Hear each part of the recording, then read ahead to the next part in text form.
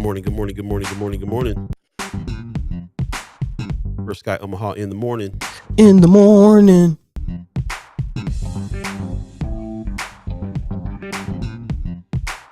What's happening? What's happening?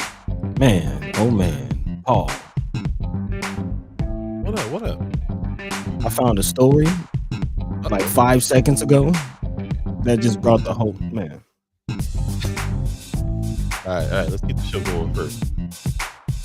Good morning, good morning, good morning, good morning. Thank you for joining us. This is First Guy Omaha in the morning. In the morning. My name is Paul Beee. He's buddy to God. Hey. And it is excuse me, Wednesday, August the 13th. Is it still Wednesday over there? You sure it's not Tuesday over there? It's kind of early, man. Bruh. If I wanted to get up this early to do some news, I'd have went into broadcast journalism because 3 o'clock in the morning is a bit much. Man. Bit much.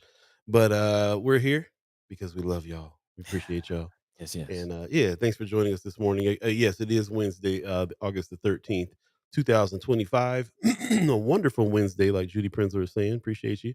Pops is giving us a good Wednesday morning and mad love from the other room in Las Vegas. What's happening? Leg Keisha said, "What's up, Wednesday?"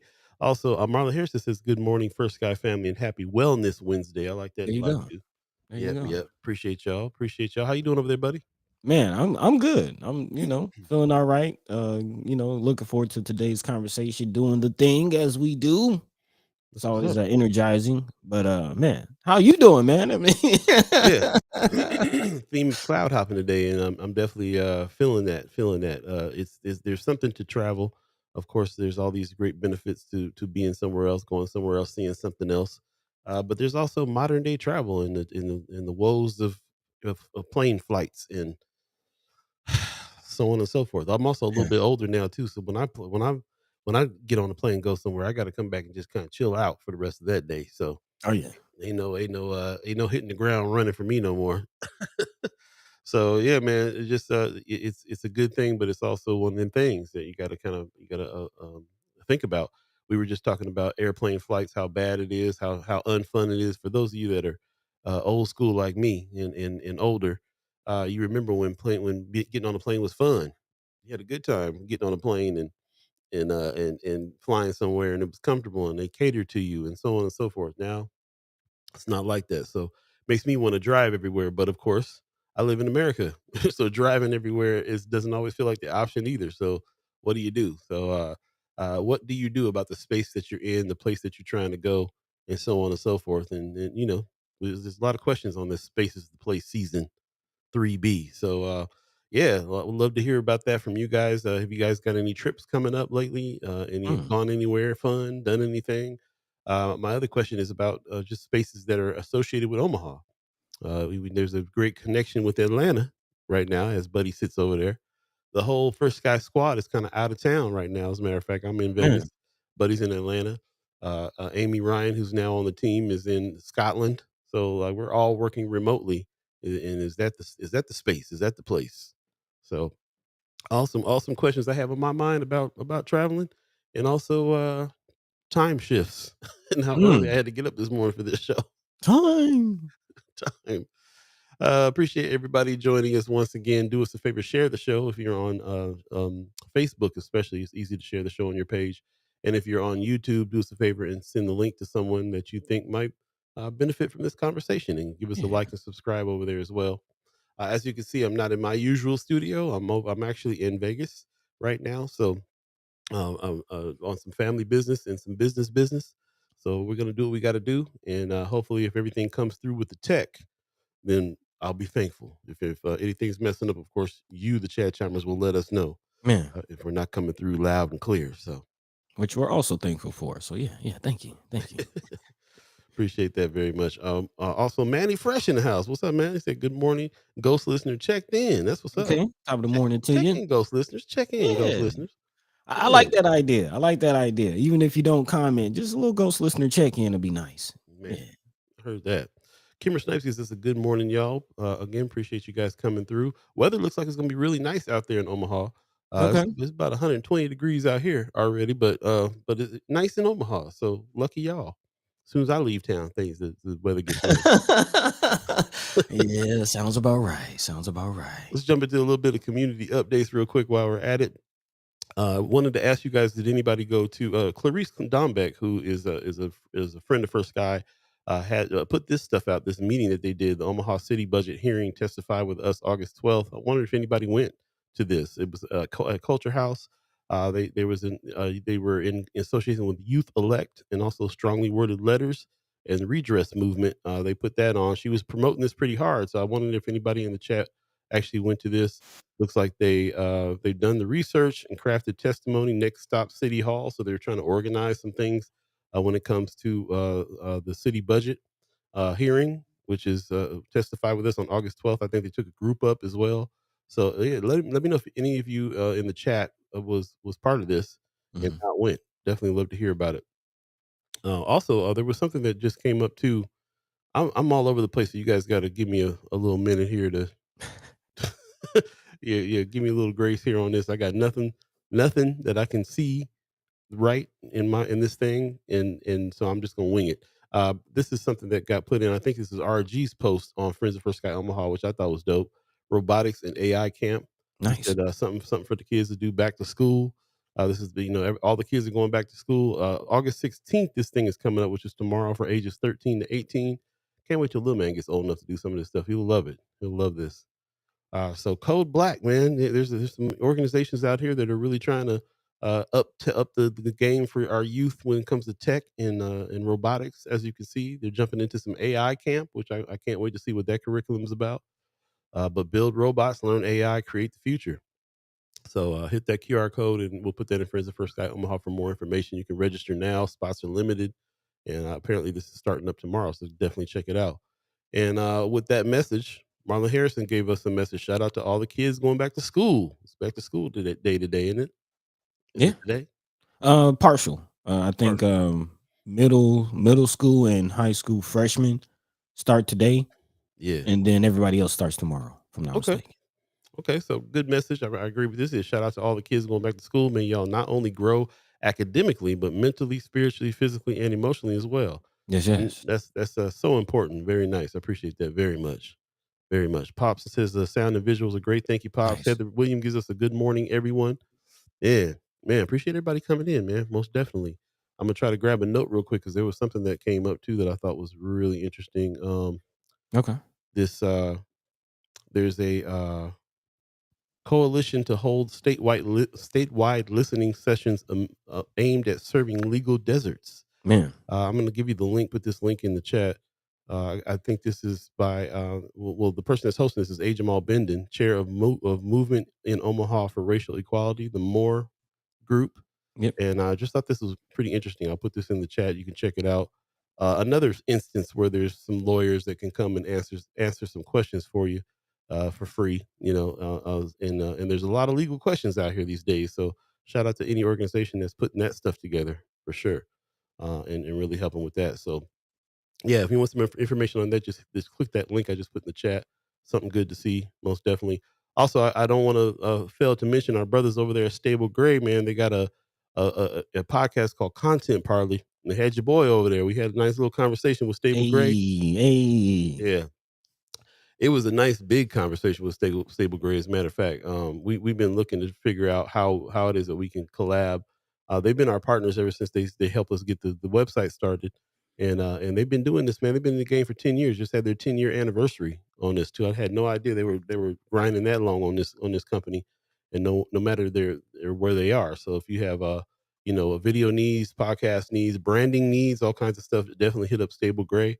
And check out this podcast they got going on. It's a video podcast that they run called the Content Parlor, Mm-hmm. and they've had several guests already, and they had me on just recently. And man, the importance of media and black media, especially, and people collaborating and getting into the communication lane, very very important, very important. So shout out to them for that. And I can't wait to check it out myself. I didn't see the finished product. I just did the interview and then bounced. So I can't wait to check it out myself. But definitely check that out. Content Parlor. You can reach them through the Stable Gray page as well. So that's what's up. Kimmer Snipes says, speaking of school, please don't let social media be the place I hear about issues with OPS, if you have a way to contact me, remember she's on the board, on the school board.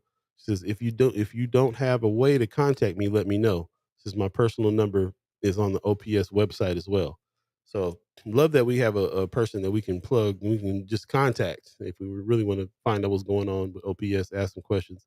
Yeah, I did see a lot of people posting some things and asking some questions about stuff, and just kind of putting it out there in the zeitgeist. But yeah, if you've got a question, hit the source, ask directly, and get some direct answers for sure. Shout out to Kimber Snipes, always making herself available for the people. Man, appreciate you big time. man, We'll jump into some more of the community events and things that they're going on here a little later on in the show. Got to excuse me, I got to wake up here, y'all.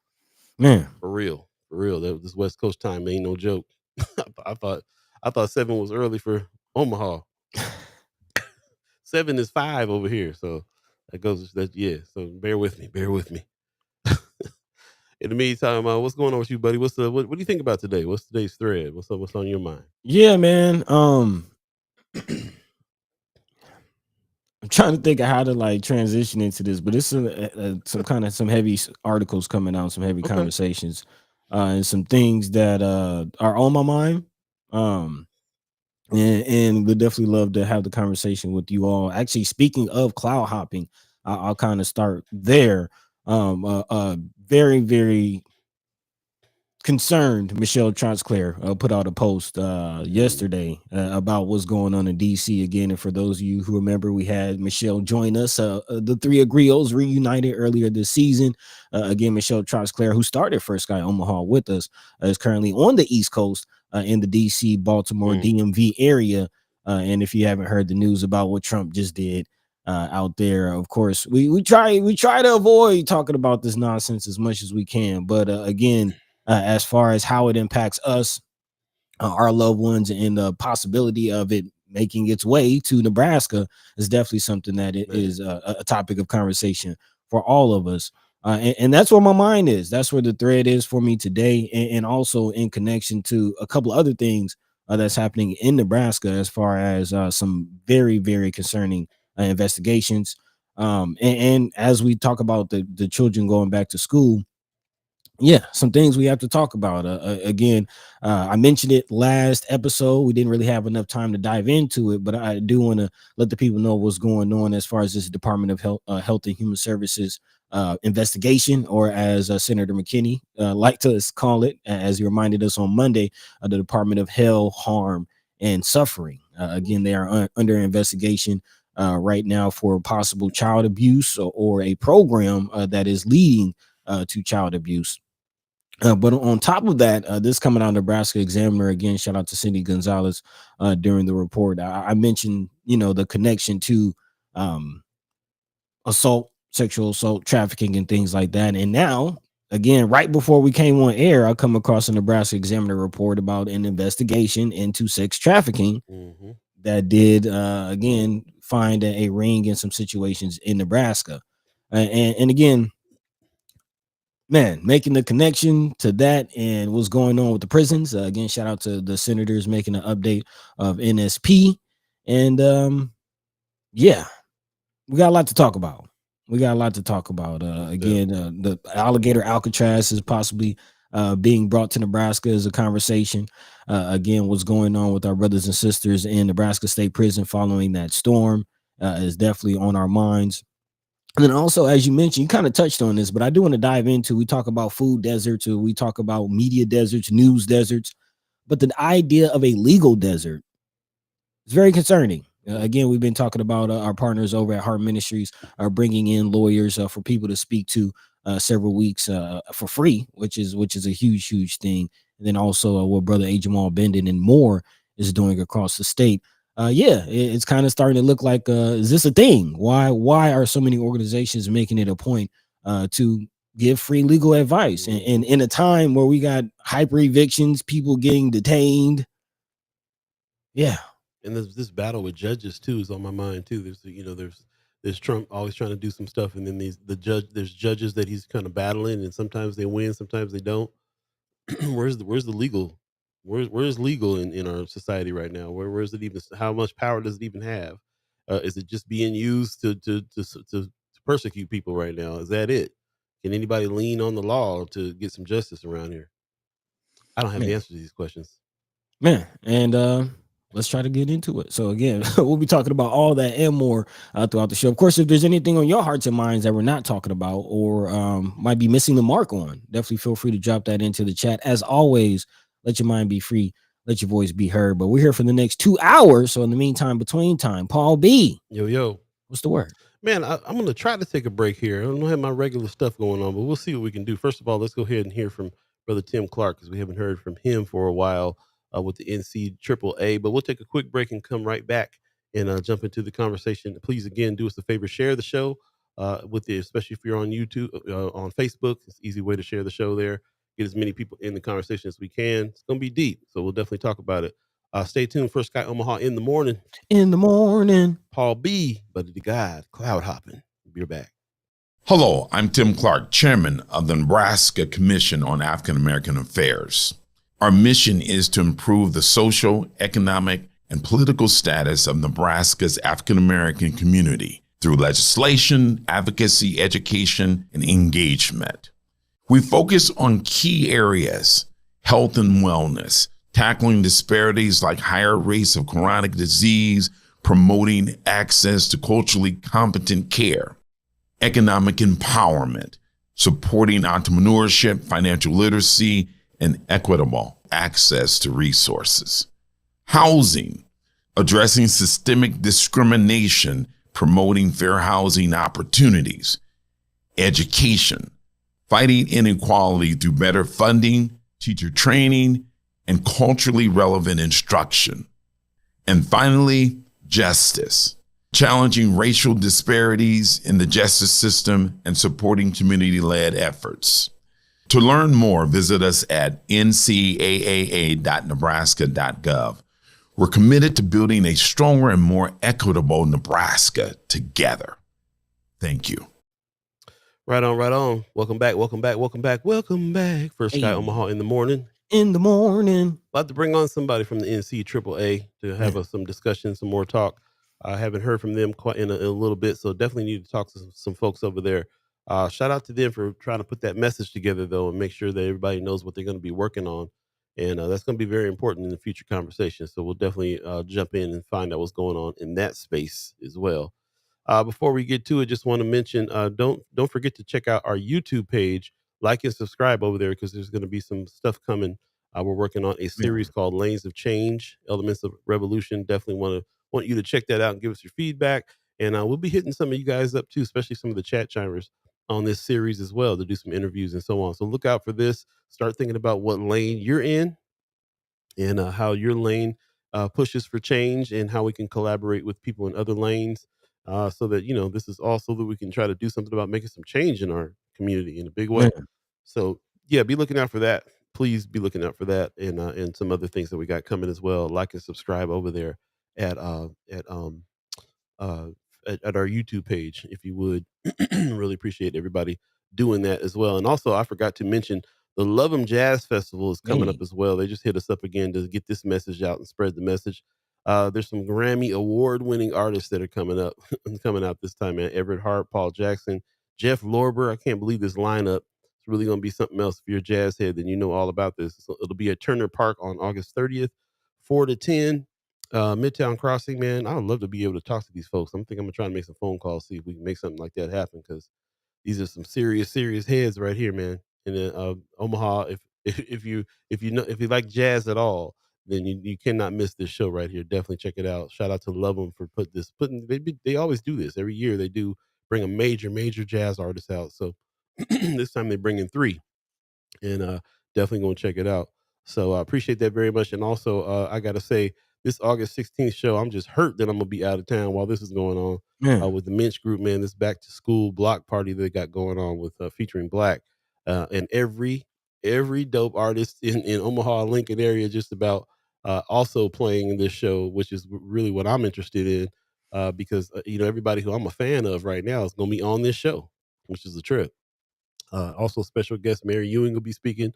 So get some more information on this and definitely hit this up. This is one not to miss. Like if you want to be somewhere where you can see everybody who's really doing some real music in Omaha, Nebraska, in our community, this is you Man. definitely need to check this show out for real. So with that, I wanted to get that out of the way before we dove in and got deep. I appreciate Arrows 402. Man, what's going on, Mayor Sanchez? Said make the Hey, like button hot, hot, hot. the mayor. That's right. Hit it, make it hot. Wanda Lewis gives us a good morning.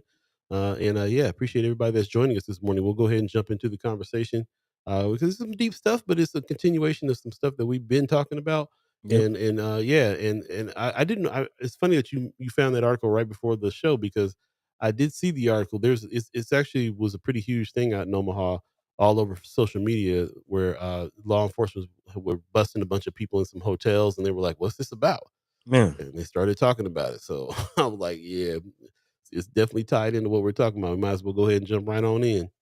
Yeah, man. And I'm thinking of spaces and places and the first space and place that we occupy being our bodies and being Right. able to, man, and our minds, and being able to protect that, especially the bodies and minds of our young folk. Again, which is why I appreciate the post from Marlon as far as not just hoping for the best educationally for our children, but physically, mentally, emotionally, all of the above. Again, kind of going off of what I Be Black Girl in the pouring into our gardens, tending to our gardens event that they have coming up. And Hmm. thinking about that, like, what does that really mean? Again, a continuation from our conversation on Monday with the Senators, which again got pretty deep. But uh, as I look into the news, trying to prepare for this show, thinking of a thread, thinking of a direction, I see more of the same. And quite honestly, it's man, it's kind of concerning to be right a lot of the times, Yeah, but here we are. Here we are. So I want to be right.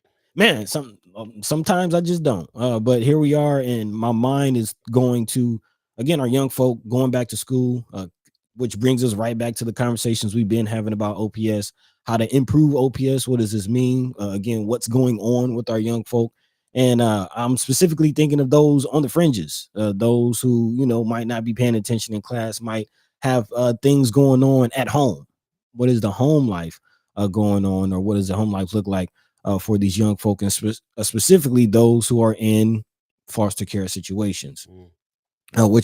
Which brings us to this Nebraska Examiner article about the probe that's going on in the Department of Health and Human Services. Again, as we dig deeper into this situation, talking about expulsion numbers, talking about some of the issues that plague OPS and students going back to school, it's home life.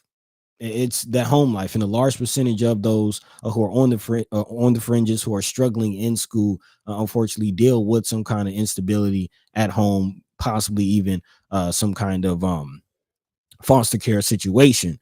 So again, when we're talking about this article and talking about these children, those are the children we're talking about, the ones struggling in school and the ones that people are trying to push to the fringes. So Okay. again, a program meant to offer state resources to Nebraska children suspected of being abused or neglected while keeping more of them at home and out of foster care is not being used as intended, according to an Inspector General's report. The Office of Inspector General for Child Welfare began an investigation into what's called the Alternative Response Program after it received 9 notices between 2021 and 24 of children having suffered serious injuries and 3 of them dying within months of their families being assessed through the program. AR is meant to be used for mid to low risk cases. The report found nearly half of the families DHHS assessed were deemed to be high risk or worse of future mistreatment. The OIG, our Office of Inspector General report notes that between 2021 and 24, DHS completed about 17,000 assessments, and of that, over 7,800 of them qualified as high or very high risk. So again, this is coming right back to conversations about our young folk, especially coming off of Native Omaha days. Hmm. And a big question is what to do with our young folk, how to keep that energy directed. Very true. Yeah. Again, AR, or alternative response, was implemented as a pilot program back in 2014, but was created as a permanent program in 2020. Inspector General Jennifer Carter noted that during its pilot years, there were no reported cases. However, The reports started coming in after the program became a permanent program, which is part of what prompted the investigation by the Office of Inspector General. Hmm. So again, we set these conversations up to have solutions, and I'm glad you talked about the lanes of change, because that is um, our solution to a lot of these bigger problems is the lanes of change. So shout out to the Nebraska Examiner for having the first lane that we call, which is strategic communication. And again, Paul, I'm sure you'll kind of get into more of this with your conversation with Content Parlor, and the importance of the lane that we occupy as far as news and ringing the alarm. And this is the first thing as far as letting people know what's going on. And we'll continue talking about these things. But again, before we dive deeper, Paul, what say you? Yeah, I'm definitely thinking about that. I think a lot of these things won't even be mentioned unless there's somebody investigating them and bringing them out. That's number one. That's how all these things get caught in the first place. When we start thinking about solutions, in the solutions journalism spectrum, then I think about what other cities and other towns and other states have done in order to stop some of this stuff.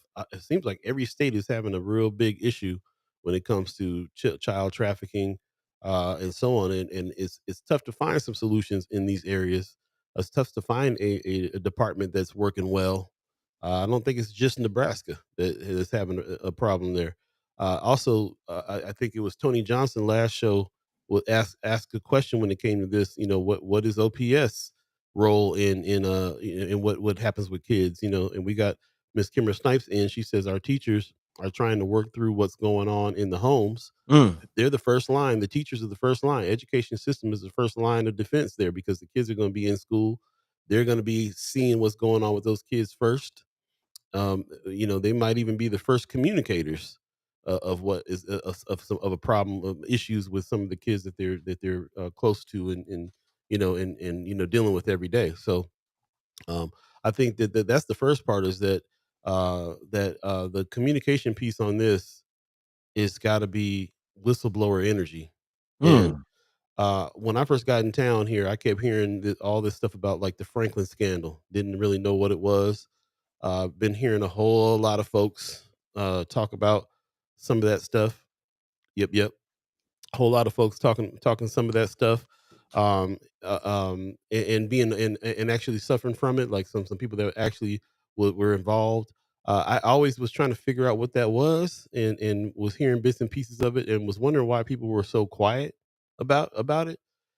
Um, not quiet, but it was always the spirit of. I don't know how to explain this. It was always the spirit of like, this is a dangerous topic to discuss. As a matter of fact, just recently somebody put in Friends of First Sky Omaha a post about this book that I didn't even know existed. And so now I'm like, okay, the way it was, it's been so hush hush all this time. I did not know that there was even a book that was even talking about any of this. I kind of want to dig in, and the person who put this post up was also relaying some personal information here about it. So I always wondered like what that was about, and it seemed that there was, people were scared for their lives and stuff like that for having some conversation about these things. man, It just made me really kind of feel like that was, it made me feel a little bit like that was kind of that was the spirit here, and it brings me back to the reason why we do what we do, and why we call our communication arm the news gang, and how we think it's one of the most gangster things in the world to tell the truth and be bold about saying what you're going to say. Fear of consequences for what you're going to say, fear of messing up your money, fear of messing up your connections, man, or being ostracized for telling the truth. But if you're not telling the truth about kids getting abused, then what's the problem? If they're, you know what I'm saying, like what's your problem if if you can't do that? So this is, I don't want to say too much about it, because I still don't know too much about it. It's a situation that is so deep. Every news group, even that I try to get to, have it has the discussion like, should we touch that one? man, Everybody wants to. There's always like somebody bold in the group. That, there's this John Hastings that's like, yeah, let's do it. And there's other people that are just like, well, we got to approach it the right way. Like even all the news groups that I've been involved with have been like, yeah, we want to touch it, but man, how can we approach this? Man, So yeah, so then so then when I think of cats like Sherman Wells, who ain't gonna think nothing about getting on talking about it, or the Hood Table, who's gonna talk to actual victims, actual people that's been involved, and just the bold news gang attitude of like, we gonna tell it, we gonna tell that, you know, man, run to that. that's different than what you're gonna hear on Channel 7 and other places, Omaha World Herald and so on. Like when I get a good article out of Omaha World Herald or a Channel 7 or a Channel 3 with a real journalist that is bold enough to attack something and had the wherewithal to push it through their news desk and their they're the person that's assigning the news and got it out, then I got mad respect for that, because it seems like some of this stuff is like, you're gonna be ruffling some real feathers in the city by telling this story, but it got to be Man, told. and that's the thing. Shout out to Sean McCarthy in the chat. Because I'm having multiple dialogues right now, and I appreciate your comments, Paul, because the conversation has to be had, and it's often, if we don't have the conversation, who will? Who will have? When is the appropriate time? What is the appropriate platform to have the conversation? Because again, it does need to be had. And even in this moment, I'm like, this is a very heavy article that I'm reading. This is a very heavy conversation that we're having, and almost, thinking of our audience, like, man, sometimes people don't want to hear all this, especially if you don't know what to do with it. Like, this is, again, I'm fully aware, y'all, right now, the heaviness of the conversation that we're having. But to kind of give you a insight into where I'm coming from, where we're coming from, Paul, I can't help but to have these conversations. Again, we say a lot of times we're artists. We're not just artists. We're love supreme warriors, which means there are messages, there is intention behind our art. Right. I am from the yoke of a Lupe Fiasco. I am Oh from the yoke, you know what I'm saying, of, man, the message, broken glass everywhere, piss in the halls, man. people just don't care. We are griots. So words and art is our way of expressing what is going on in the world through our lens. That's what art is. It's a filtration of the world through the artist lens. And especially music, especially musicians, because musicians are the storytellers. Songwriters are the ones that are telling the truth in their music. You know, Man, can't have a revolution without the soundtrack. come on, Miss Erica Felt, Too Short in the Ghetto, trying to tell them what life is really like. And furthermore, going back to what Brother Sean McCarthy is saying in the chat, I can't just stop there and be the artist that's telling you how bad the world is and what's going on in the world, and also pointing to the beauty of the world. Got to talk Yeah, about solutions. So, gotta have some solutions, right? man, so again, Sean McCarthy in the chat, he says, with so many news organizations being gutted, so much of news is reactive, i.e., just telling the what and not solutions based, which requires so much more work. So, thank you for that, and we're trying. We're trying. So, again, I'm gonna dive back into the conversation, but I just having that internal dialogue. Like, I know this is a heavy conversation we're having right now, but we got to have it, because I do think that at the center of all of this is a real problem, and if you identify the problem, then you can begin working on solutions. And I do think, as I mentioned, kind of last episode, that this whole thing of what you're talking about, this sexual assault, Franklin scandal, Mhm. is a tip of a bigger iceberg. Right. And of course, why is the Franklin scandal book coming back up, coming back into prominence? Um, as Sean McCarthy said, the book is actually 20 years old. He says, one of my friends who worked at the French Cafe lent me a copy of John DeCamp's book about the Franklin scandal. It was written about 20 years ago. But why is that coming back up? Because of the relevancy of the Epstein files. Mm. Man, And link again, all linked. it's all linked. It's all linked. And this is crazy to me once I had this realization. It's wild. It is wild. Um, and let's go ahead and made the connection Yeah. because what's at the center of the Epstein case files? Children being assaulted, trafficked, which is why I bring up DHHS, which we just learned from Senator McKinney on Monday that they lose children all the time. That was wild. How do you lose a child? You talking about slipping through the cracks? I thought it was a metaphor. They actually losing kids. Man, I mean, I think of organizations, how tough it must be to deal with kids that don't have family support and so on and so forth. Rough, but man, if you don't have an infrastructure to really help, then it's inevitable some kids gonna be getting lost, like actually slipping through the cracks. and where do they go?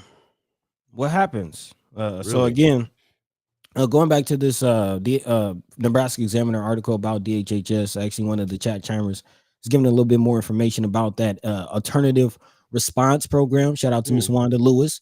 She says alternative response programs don't offer the same benefits as programs with children in foster care. DHS provides more to non-family members, which again is something that I've heard as far as families outside of not related to the child getting more leeway and more access really.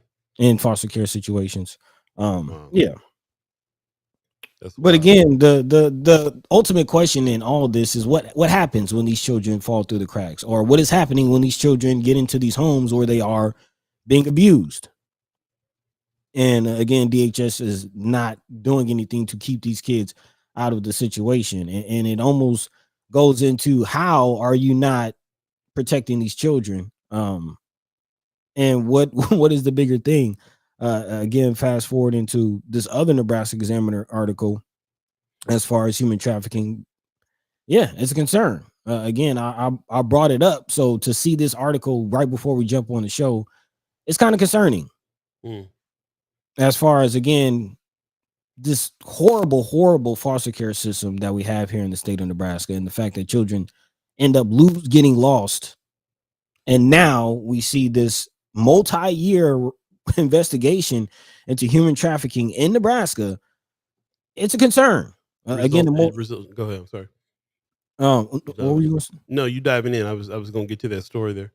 Yeah. The result is this story. Yeah, to your point. Again, a multi-year investigation centered on multiple motels, brow and lash salons, and alleged human trafficking in and around Nebraska's largest city has led to charges against 5 people in the hotel business. The 5 are accused of crimes ranging from alleged sex and labor trafficking, fraudulent use of visas, money laundering, and concealing undocumented immigrants. Law enforcement officials announced Tuesday. Also seized as part of the search warrants are $565,000 in cash and jewelry.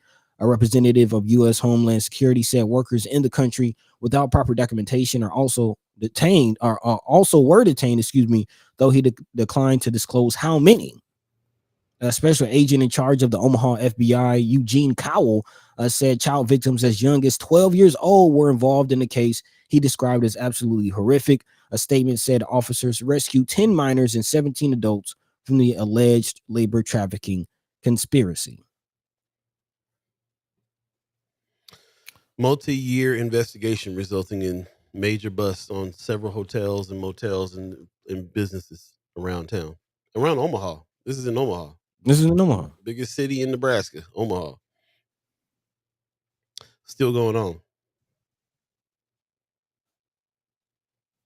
In the zeitgeist because of so many things that are happening. Even I even tie it into this situation in DC right now that's happening with Trump occupying DC with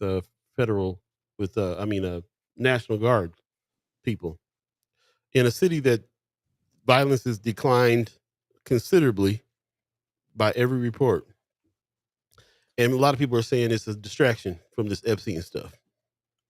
And yeah. And because it came out of nowhere. Why do they need to occupy DC? What's going on there? Man, what's going on there that anybody thought that the National Guard had to be deployed? Wait a minute. Like, did we even hear about anything going on in DC where the police had to come out and do anything? And they're already jumping to the National Guard. What kind of crisis was happening over there? We got a correspondent in DC. Michelle Trosclair could tell you that it's uncalled for. So the thing is, while all these judges are trying to get these Epstein files open, shot after shot, ridiculous thing after ridiculous thing is coming out of this administration to distract. And you already know that's a tactic. Man, not just distract, but let's say it comes out that there is a major pedophilia ring with major businessmen, politicians, and entertainers involved. Like the whispers that we all hear. What if it comes out that that stuff is true? How will the people respond? Maybe protesting? Is their response to protesting already set up? That's a good question. It's 7:40. What is it? 7:41. If you just are joining us, we're deep into this discussion about what's been going on, these latest arrests and the things that have happened around town, where been a 4-year investigation of conspiracy of child trafficking, and some people got busted. People got arrested just recently, and it's been happening. We're tying it together with some of the investigations that's going on with DHHS, because they're being investigated now for some abuse cases. Senator McKinney came on a Monday at the Senator Cipher and told us about the kids that are getting lost in the system. So we're trying to get down to understanding what the problem is here, so that we can get to some solutions in the best way as well. But this all really circles around the fact that there is, there's just, I can't help but associate with this kind of war on people of color right now. This war on uh, um, uh, just this war on families. I think somebody in the chat. Let me see if I can find it. Miss Erica felt. I think. Yeah, she says, what's happening with children who get in the system because their parents are taken? So tying into the ICE situation, even Yeah, that's what I want to know as an adult child of the foster system. Shout out to you for working on that piece. I can't wait to read what you got to say on that one. man, man. Um, but yeah, because that's tied into there too. There's a lot of that going on all the time. We hear about the kids in cages and stuff in California, like that's happening all the time. What happens to them kids? Yeah, and the tying factor for me is this culture of sexual assault that seems to permeate almost every facet of society. And I will say, I apologize if anybody's triggered from this conversation, because this is something that impacts a lot of people, more people than we know. As a matter of fact, I want to make mention that Yeah, Bonnie Constantino Welsh is the person who put that post out. I've seen her post in Friends of First Sky Omaha before. She's kind of a friend of First Sky Omaha, actually, and she's the one that Miss Erica felt is saying was, she talks about solutions, spoke up about help the children and their families. She's in the book. She's one of the people in the book, and the reason why she posted this, she gave some personal testimony there. This When I saw this picture, that was from her, and so hearing about what's going on from firsthand people, heavy. And I appreciate you reminding me about that, Miss Erica Feld, about well, she's a chat chimer, actually. She's been in the chat, and it's really interesting to hear her story as well. But this, I mean, everything is really super close to home. When all this stuff is super close to home, it's right here. Like we are absolutely going. All right, well, where's the little man at? Where's, like, let's make sure that we pick people up, drop people off. What's going on? Every time I'm talking to my nephew, what's going on in school? Was the teacher mean? Asking. You got to find out what's happening around here. man, it is crazy. Like spaces and places, man. Spaces and places. Society, the society we live in right now. And this is a conversation that I've had like three or four times in the past 2 weeks. But a whole nother element to it is coming to mind right now. But a simple conversation over the summer, I taught my children how to ride a bike, Hmm. and which reminded me of as a child riding bikes and the freedom I had riding a bike. I would ride my bike across town.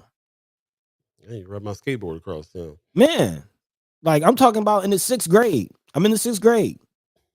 My grandma lives by Miller Park. I'm all the way in Dundee at AV Sorensen hooping with my cousins. We rode there on bikes. And then I think, would I let my child ride a bike across town in this society right now? Would I be comfortable with that? You got to be in sight distance. And what does that mean about society that I got to feel this way? That's real. What kind of space and place do we really occupy? And what can we do to change it? Which goes to my theory of sexual assault and the culture of it, because it's not just children. Yeah. And it's not just trafficking. Let's talk about prison. Do I need to go further? And how they're trying to build more prisons and put more black and brown bodies in prison? What happens to people in prison? They get sexually assaulted. So true. They get sexually assaulted in the army, bro. It's a culture. It's a culture. And it's, again, when I think of like people who commit crimes, how many of them have been assaulted? Most. The Seems like adage that, most. oh, that's not a coincidence. Yeah.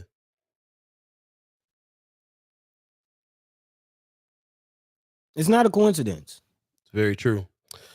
I want to make sure that Go ahead. we continue on. Yeah. Yeah. Because again, we want to stress what the situation is and what's actually happening. I appreciate everybody in the chat that's giving us testimonies, examples of some of those things as well. We definitely want to try to get to some solutions on those things too, and we'll be talking about it because it's all tied together. As a matter of fact, pretty soon here we're going to read a post that Michelle Troxler put out about what's going on in DC. Shout out to Anthony Rogers Wright, who's in the chat. I think he said something about DC has been occupied by the mayor already. Where was that at? Let me see if I'm Yeah, I did see quoting him that right. post. Yeah, keeping things in perspective. He said, Yeah, "Sorry, here it man, I is. lost your post." Oh, there I it is. found it. Yep. Yeah, he says the people of DC were already occupied by the DC mayor. Got to put the whole thing in perspective. Definitely want to hear more about that because I was very concerned with what Michelle Trosclair posted. Being in that area right now and understanding that in the news right now, that's what we're hearing. We're hearing DC being occupied by the National Guard that got deployed by Trump and seemingly to distract from what's really happening. The Epstein thing is really something that everybody feels can really bring him down. And a lot of judges, he's fighting a lot of judges right now. The judges that are saying that they're trying to clear this up. And so, you know what happens with him when that happens? It's distraction after distraction after distraction, and it's not just a distraction, but it's something that's going to go towards his agenda as well. What is the reason why DC is being targeted right now? I'm not really sure, but since we have somebody in DC that is speaking on these things, we definitely want to hear what she had to say because to me that her post really kind of shaped what it is that we're thinking about spaces and places right now, and what she and what to do about them. Like that, the bottom line is like what to do. Mhm. What everybody that I know that has any awareness of what's going on has is either has or going for dual citizenship or at least get their passport ready to be in another space. This is a constant conversation by me and my peers for sure about what it is that we need to be doing. And then the other side of that coin is the people that are saying, "Nah, this is our country. We're staying here. We got people here to protect, and we're gonna stay here and do that." So it's a really interesting conversation right now because it's come down to that. It's really come down to that part. It started off like, oh, this stuff is happening, and then it went to what do we do about it, and then it went to well, we're gonna stand up and speak first, and we're gonna fight, and then it went to like it's so bad now. This is a war on people of color. It's crazy. Pops in the chat says I was just sharing with Paul that I took a train from California to Omaha alone when I was 11 years old. This was a 3-day trip. There's no way that could happen today. Man. You ain't lying. You're not lying about it. Anthony Rogers Wright giving some more information says the mayor already had curfews in place primarily for black and brown youth, massive increase in the police budget, and a new DC crime bill that she signed with which has led to more police violence. Okay, Mm. appreciate that report. It said against our young people and poor working class families and people. Yeah. So already something popping off over there, and and what is it? What they're trying to push down? They're trying to push down a protest? Because again, what they've all we've been hearing is that there's a decrease in crime out there. What's really happening? Why are they Mhm. really cracking down? Where's the power center there in DC that's making them do all this? It's kind of some of the questions I have. But it's 7:50 right now. Let's take a quick break and we'll come back and we'll dive into Michelle Troxclair's letter as well, her post, and then continue that conversation. Bring it back around to this thread that we're on. Yeah, man. Appreciate everybody's comments. But Mr. Eric Fell says the police would be called claiming child neglect, and your father would have been put in the system. Shake my head. Yeah, if you put a kid on a train for 3 days, you'd be in jail for that. Man. But while we got all this trafficking situation going, while we have all these other arrests going on for child trafficking, you be put in you're put in jail if your kid is truant from school too many times. Wild, wildness. I'm gonna try to do something here to take a quick break. Well, stay tuned. We'll be right back. Again, you're listening to First Guy Omaha in the morning. In the morning. My name is Paul B. He's buddy to God.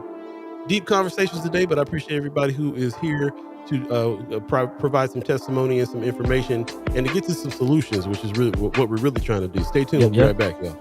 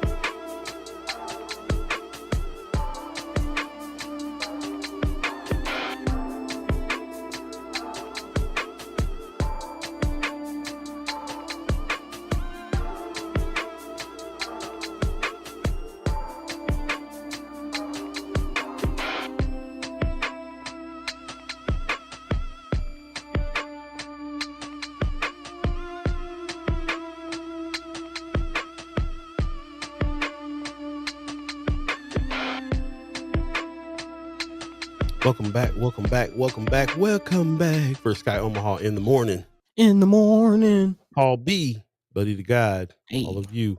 Appreciate you guys joining us today.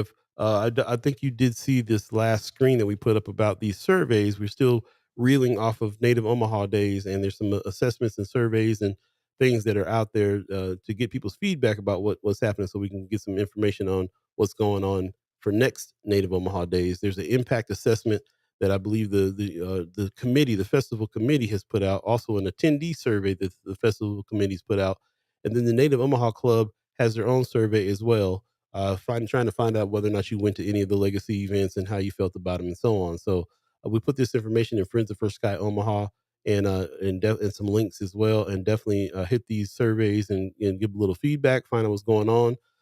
Earlier in the week, we said that we were going to have Miss Kimberly on Friday, but we're going to have to not do that.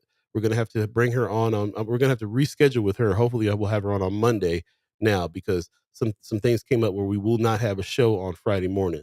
So no show Friday morning, which is where we were going to have Miss Kimberly. So I'm going to call her today and see if I can lock down getting her to come Monday instead. Again, no show on Friday due to extracurricular activities and circumstances.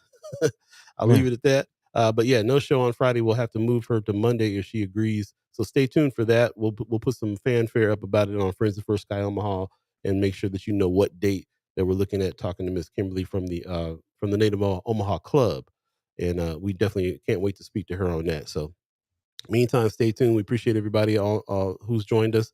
Ariel's 402, man. You hear all show today. I love it, brother. Hey. Mayor Sanchez, good to see you. He says hit that like and subscribe button on YouTube. We're trying to expand YouTube because we got some things coming up. One of the things, namely, is a series of videos that we're putting out about lanes of change, elements of revolution. And we want you to stay tuned for that. It's going to be released on YouTube. And so definitely go over there, like and subscribe, and check those out. Hit the bell so that every time that we drop a new one, you can check it out too. And that we really appreciate everybody doing that. So Shout out everybody in the chat that's going off. I really appreciate that for sure. Tony Johnson is saying Trump tried it out in California first, saw a black mayor doing most of it already, and capitalized on it by attaching his name and ramping it up. Shows why mayor was so complacent. Shows why mayor was so complacent. Interesting. Okay, tried this in California. What's going on in D.C.? Yeah, National Guard in California, National Guard next in D.C. I mean, what's next? We're just fully occupied. Yeah.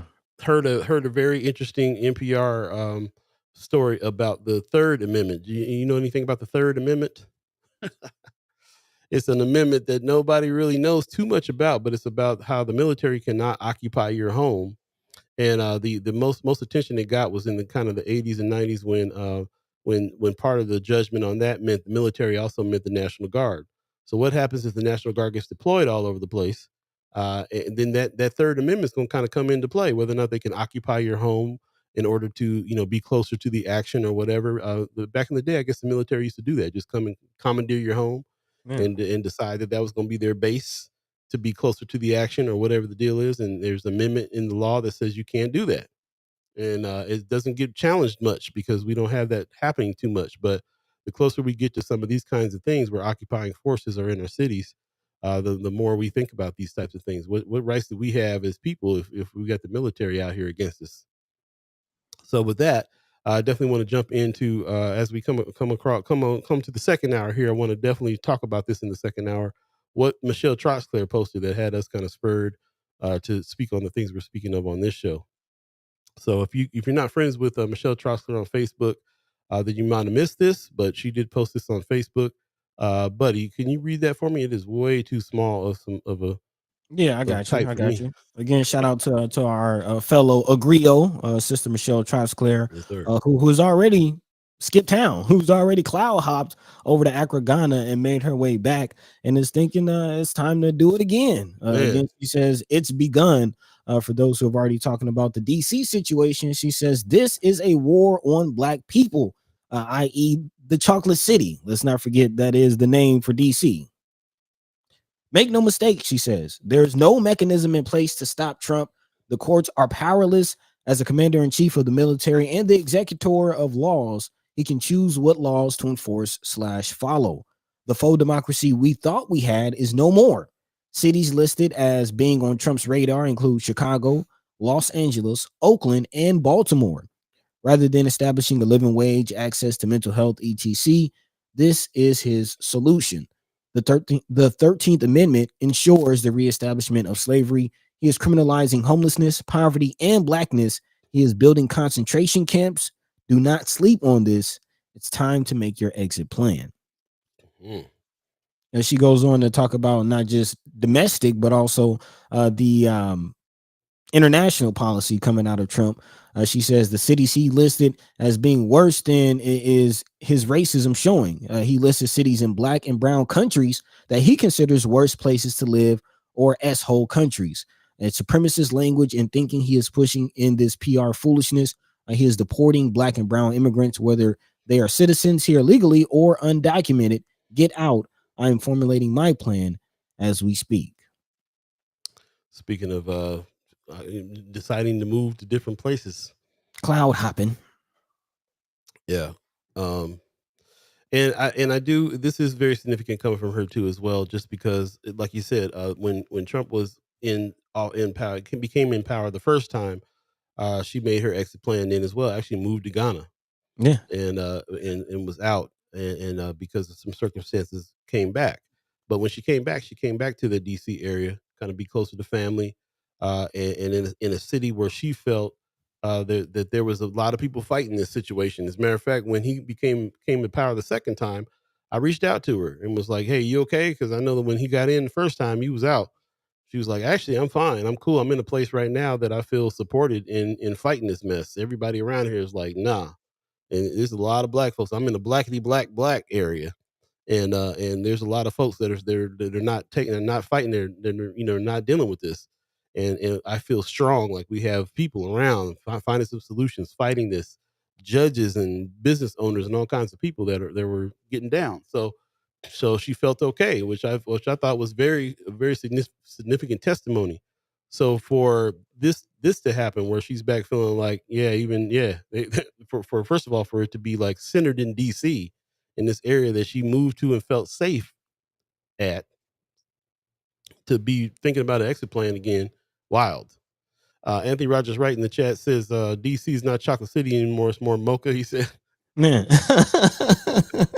Yeah, that was actually talked about. I think at one point DC was like 75% black. It is now about 47% black, which is something we talked about actually on this show. If you remember, in the first, actually, I think Michelle went to Ghana the first iteration of Spaces Places "Oh, is that right?" season. I think so. I think so. And I remember at that time us having conversations about Howard University being gentrified, and you know, Right. people coming in bringing their dogs on the university lawn and pooping, having their dogs poop on the university lawn, and students couldn't lay on the lawn and do homework anymore. Yeah, it was a thing, and here we are. Here we Yeah. are. Interesting. Well, we appreciate that. I see a lot of people in the chat talking. Miss Mama God in the chat. Good morning. Says Trump put lots of pressure on Bowser when he took her money in BLM Memorial. Her hands are tied mainly because he can for 30 days without mayoral consent, since it's a district under government control. Talking about some of the tactics that's being used here. Uh, interesting stuff. Also, Wanda Lewis says it's sad to say, however, once a child is a victim of or scapegoat, they are targeted for repeatedly being violated, often labeled as liars, problematic behavior, and having mental health issues. Going back to the issues about the children, I appreciate that comment, Miss Lewis. I definitely can see that. Also, a little later on in the chat, Anthony Rogers Wright said to put this all on Trump is not telling the full story. Both political parties declare war on black people. Crime bill, Biden increased police funding after George Floyd, and Biden unleashed Africom. Uh, Unleaded. hmm So, which is to say nothing about the complicity of both major political parties with genocide in Palestine and Sudan. Yeah, for sure, man. I mean, we come from the Clinton era, where he was, the three strikes laws and everything else that's been going. There's been a war on people for a while. I think that this is some more blatant than ever Mhm. before, in a weird way, because it was. I remember being real blatant in the Clinton administration too. It was super blatant. Hillary calling black kids super predators and so on and so forth, and it felt really blatant then too. But in this because it was because we need law and order type of way, not because we would ever be doing this to black folks. Whereas this administration is like, nah, we doing this to black folks. We doing this to people of color. We doing this to Mexicans. We want all the brown people out. Almost saying that. Man, man, and I'll pick it up there because that to the point. Man, we can't just rely on government. To your point, it's not just Trump or Republicans or Democrats. But I will say that to your point, Paul, this thing with Trump does feel a little like we had Bush, both Bushes, and Papa Bush. You know what I mean? Exonerated the man that was responsible for the crack epidemic. Like he just sent him home. Yeah, it's been going on for real. You know what I mean? So yes, we all know this is America. Like this is America. We know what we've been dealing with, but again, this Trump thing feels and seems different. And to your point, yes, especially a war on, and again, it doesn't feel like it's just about law and order. It really does feel like it's about authoritarian power. Yeah. Because to your point about what's going on in DC, apparently you all in the chat are already very familiar with what's going on. But for those who don't know exactly what started this takeover of DC by Trump, again, a young Doge employee was assaulted. Mama God actually posted in the chat. She Mm. says Elon's Doge boy was assaulted by some young black teenagers in DC. Next thing you know, Trump is outraged. National Guard is called, which again, from most news reports, is what I have read also that spurred this situation. And again, I find it interesting because it's clearly about power and not law and order, because we didn't see the same situation when the Democratic elected official in Minnesota was assassinated earlier this year. You realize there are assassinations going on here with Democratic assassinations happening. But you don't see the guard being deployed to that level. There's there's assassinations of high level, high up CEOs going on as well, and they've gotten with the media to downplay those. And next thing you know, cities are occupied and so on. Yeah, and here we go. A Doge employee gets roughed up, and here we are.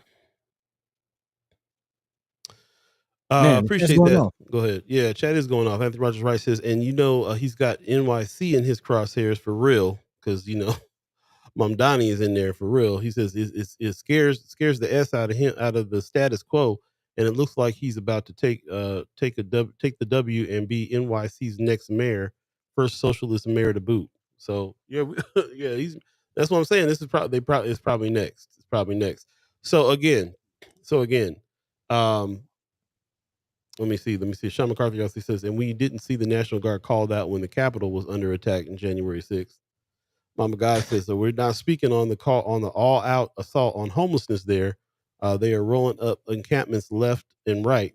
Social workers are unable to find people they have been helping. I'm glad you reminded me about that, Mama God. Just heard that this morning about how it's an attack on the homeless, and they're giving them the option to go to. We're going to take you to a homeless shelter, or we're going to take you to another facility, and if you don't want to go to those, then you'll probably be taken to jail. So basically they're just going to be sweeping the streets of the homeless while all this is going on as well. Who's Big Balls? That's the Doge employee. Why they call him Big Balls? I don't know, man. I don't know about that one. I gotta hear about this, Mom. God, that's crazy. Pop says that there have been super racists in our history, but make no mistake, Trump is going down in history as America's Hitler. There is always a number one in everything. He is it. And with that, I remind myself when I hear this, kind of what Anthony Rogers Wright was saying earlier. To put it all on Trump is misleading. Trump wouldn't have the power he had if we didn't have the country that we have. We people in this country that are backing all this. Man, Congress, governors that have been pretty much put in place in every state. Yes, we can have some black mayors. Where are the black governors at? What's the strategy? The prison industrial complex, how does that fit in? There's people that are, and then just think about ICE, bro. Think about ICE recruitment. Think about the money that they put together in order to be able to hire more agents. Think about the conversations you're hearing that people are having, like, I'm about to join ICE and make some money. I'm gonna be a part of this thing. Dean Cain, who plays Superman on the WB or whatever, is now ICE agent. Really? Yeah, it's propaganda. So just just think about the power that they've had. So I don't know if you guys know what alligator Alcatraz is. Man. Alligator Alcatraz. Basically, they're built with repurposed FEMA trailers. They're temporary soft-sided structures, like tents, and they're makeshift immigration detention centers that were built in the Florida Everglades. This is the reason why they call it Alligator Alcatraz, because it's in the swamps of Florida, where conditions are really, really harsh and so on. They're operated, and here's the key to me: they're operated by the state of Florida, which established to house migrants detained by ICE. So the state has put these they're calling concentration. Some circles call them concentration camps. And they're in really horrible conditions, and they're and not only that, like they're playing in your face, because they always are putting together, they got like merch and stuff like that outside. These people are buying merch for Alligator. They done named it, branded it, and selling merch for Alligator Alley. Harsh places to put people that ICE is detaining. And it's no accident that it's in Florida. We these things are going to be happening in these red states, as a matter of fact, in a big way. And so the question came up, like, there's something going on in Nebraska, where are we going to have an alligator Alcatraz here, a corn concentration camp, if you will. Squeezing, what'd you say? Squeezing Man, corn, squeezing ethanol by hand. Yeah, out the corn, putting them to work. You got that article pulled up? Let's talk Yes, about that for sir. a second. Yes, sir. Yeah. Yes, sir. Because yes, I mean it's all connected. It's all connected. Even going back to the trafficking. Is this really a deportation campaign? Mm. Especially if you're being housed in the same country that you're supposed to be being deported from. Anyway, this coming out of Nebraska Examiner. Nebraska reportedly, to Paul's point, is being considered as a home to one of the state-run, federally funded migrant detention centers that U.S. Homeland Security Security Secretary Kristi Noem hopes to launch across the country in likeness of Alligator Alcatraz. Noem, in an interview with CBS, says she hopes to establish a handful of similar detention centers near airports and jails in other states in the coming months, using Florida's so-called Alligator Alcatraz as a model. She said she already appealed to governors and state leaders. So again, conversations have already been had. And CBS said potential sites already under consideration include Arizona, Louisiana, and you guessed it, Nebraska. Many states that support President Trump's mission of securing the border have empty or underused prison-like facilities. She said locations Homeland Security is considering are by airports and runways, which she said would help cut costs through quick turnarounds, quote unquote. U.S. Immigration and Customs Enforcement operates under the umbrella of Homeland Security. State-owned property that could fit her site preferences could include land near the Omaha Correctional Center by Eppley Airfield, kind of the same area as the Inland Port Authority. Go figure. And the Nebraska National Guard base near the Lincoln Airport.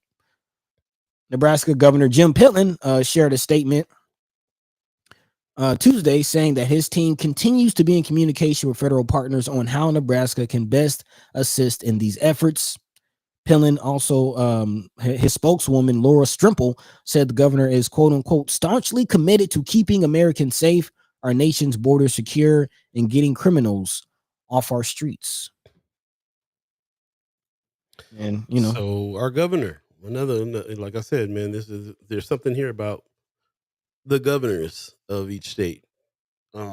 Because most of the governors in each state are Republican governors, most of them.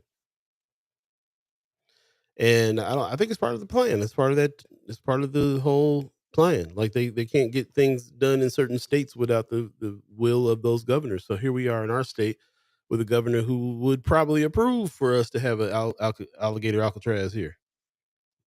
What he just stated. Mama God said we can't manage the prisons we have. Really, no, we can't. But that's the reason. That's the excuse they use to build more and do more and build these temporary situations that'll be even worse conditions. Mwanda Lewis says, what about the fact that governments take away women's reproductive rights and choices? Then they want to take away their SNAP benefits and Medicaid, make it make sense. Yeah, there's so much to it.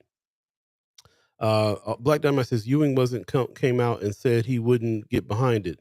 You say that again? He did say he was gonna get behind it, or he didn't? are you saying hasn't? So Ewing hasn't, or maybe Ewing hasn't came out and said he wouldn't get behind it. Yeah, I haven't heard any statement for him on this quite yet. Well, the conversation did come up. Actually, I think we mentioned it during our interview with him. Whether or not, actually, no, I'm thinking of Commissioner Garcia. Okay. Yeah, our conversation with Commissioner Garcia about the ICE situation and whether or not, again, local agencies on the county city level would get behind or work with ICE to detain. And there was a report about Douglas County jail being used to detain ICE detainees, and Commissioner Garcia came out and said that's not the case, that Douglas County isn't going along with that. And I do think Mayor Ewing did actually make a statement saying that we're not along with that, we're not going to support that. But if Pillen makes the decision, if it comes from the state level, what does that mean? Yeah. It'll happen. Is what that means. I appreciate that Black Dynamite cleared that up. He said Ewing came out and said he wouldn't get behind it. But again, he's the mayor. The governor would. What does that mean? Man, man. And again, I'll this is a perfect time to bring in this whole concept of legal deserts, because if you have a situation where you have and big shout out to A. Jamal Bending, kind of taking up his lane of change as far as putting boots to the roots, getting active, um which is definitely one of the lanes. But this also coming out of the Nebraska Examiner as far as this fight to help battle legal deserts, which is a crazy concept. Again, we've talked about food deserts, where North Omaha per se is a food desert where you can't really get access to high quality fresh produce and good quality food. It's just fast food, greasy fast food, or leftover produce from other stores that Mm. molds as soon as you buy it. Wow. That's what we get in North Omaha. That is what it is. And then you have also news deserts, where you have the likes of First Sky Omaha and Omaha Star, and a handful of other outlets really being the only vocal local voice, to that point, or even worse, in rural areas that have no voice at all. But here we are with legal deserts, which is very, very interesting. Again, this is coming on Nebraska Examiner. A coalition of justice advocates will host a series of public listening sessions to address Nebraska's legal deserts and help expand access to legal services where they are scarce. The first forum is scheduled for August 19th. That's 6 p.m. to 9 p.m. at the Learning Community Center of North Omaha. Again, that's on the Deuce. Sessions are designed to engage Nebraskans, particularly members of Black, Native American, Latino, immigrant, and rural communities who disproportionately face barriers in accessing legal support and in navigating the justice system. The coalition said in a statement, organizers hope to spark community conversations about challenges and gather feedback to develop solutions. In addition to sharing concerns and service gaps, community education will be provided on basic legal issues. Again, shout out to brother A. Jamal Benden, who is the chair of Movement in Omaha for Racial Equity, i.e. More. He is a key coalition partner, and he says the justice access engagement sessions are a critical step to expanding access and eliminating justice deserts. Again, food will be provided as well. If you're interested, you can call 402-212-7083. Again, that's 402-212-7083. And again, man, talk about these prisons being built, ICE getting active, people being evicted left and right.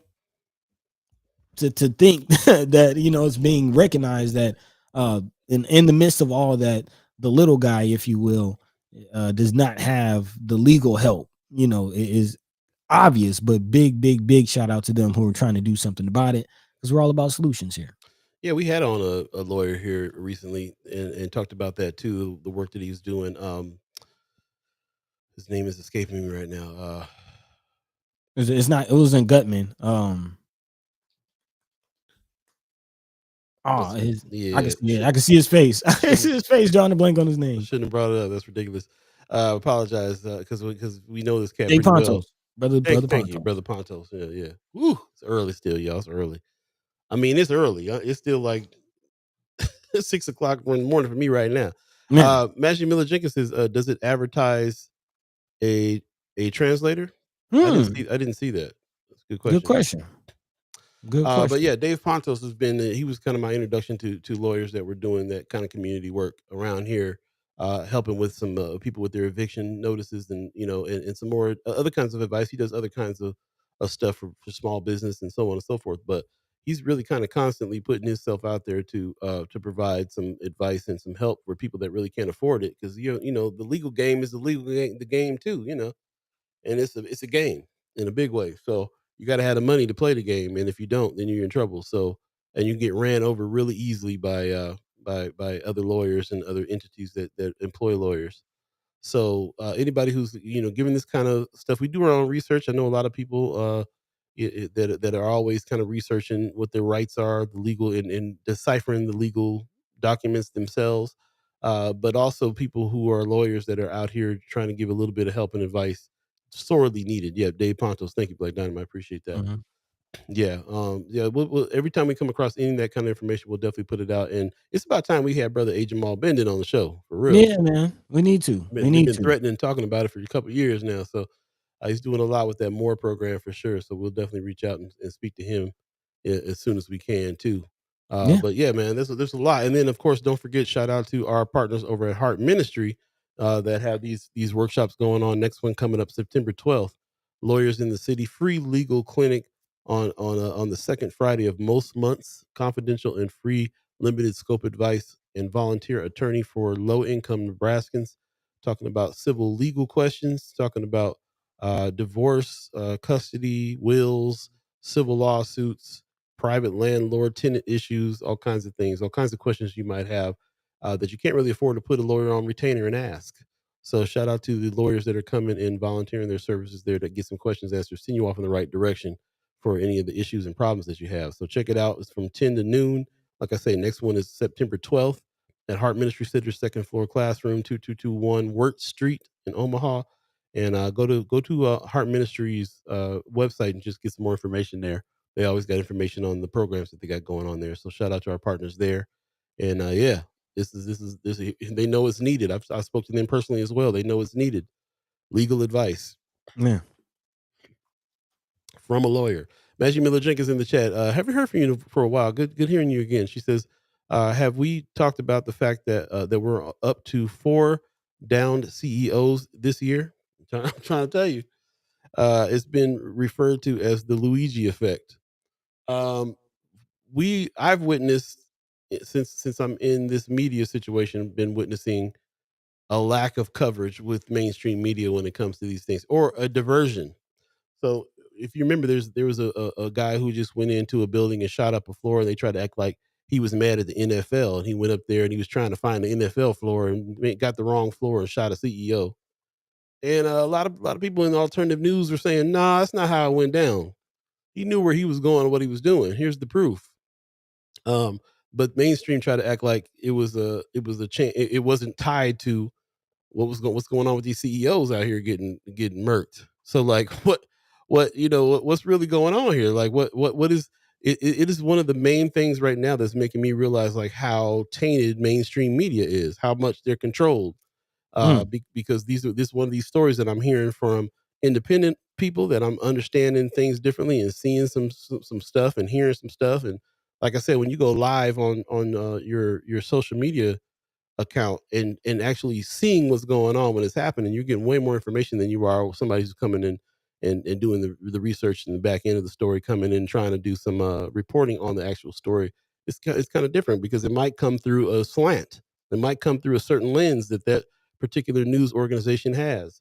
And if you're one that's bought by the corporations this way, or you're trying to kiss up to Trump or something, then you're going to hide some stories and do all kinds of stuff.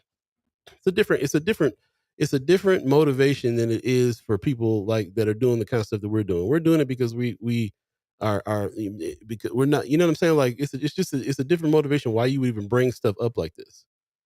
It comes from like you wanting to get this out to the public and people understand and see what's happening. It comes from this like we got to do something about this, y'all, kind of attitude, instead of Mhm. the way that mainstream news are just like, well, here's a story and it's one of 10 stories and we better have 10 more for the next hour. And we don't have, and we're not really approaching this with any solutions. We're just telling you what's going on. We got to just relay the information.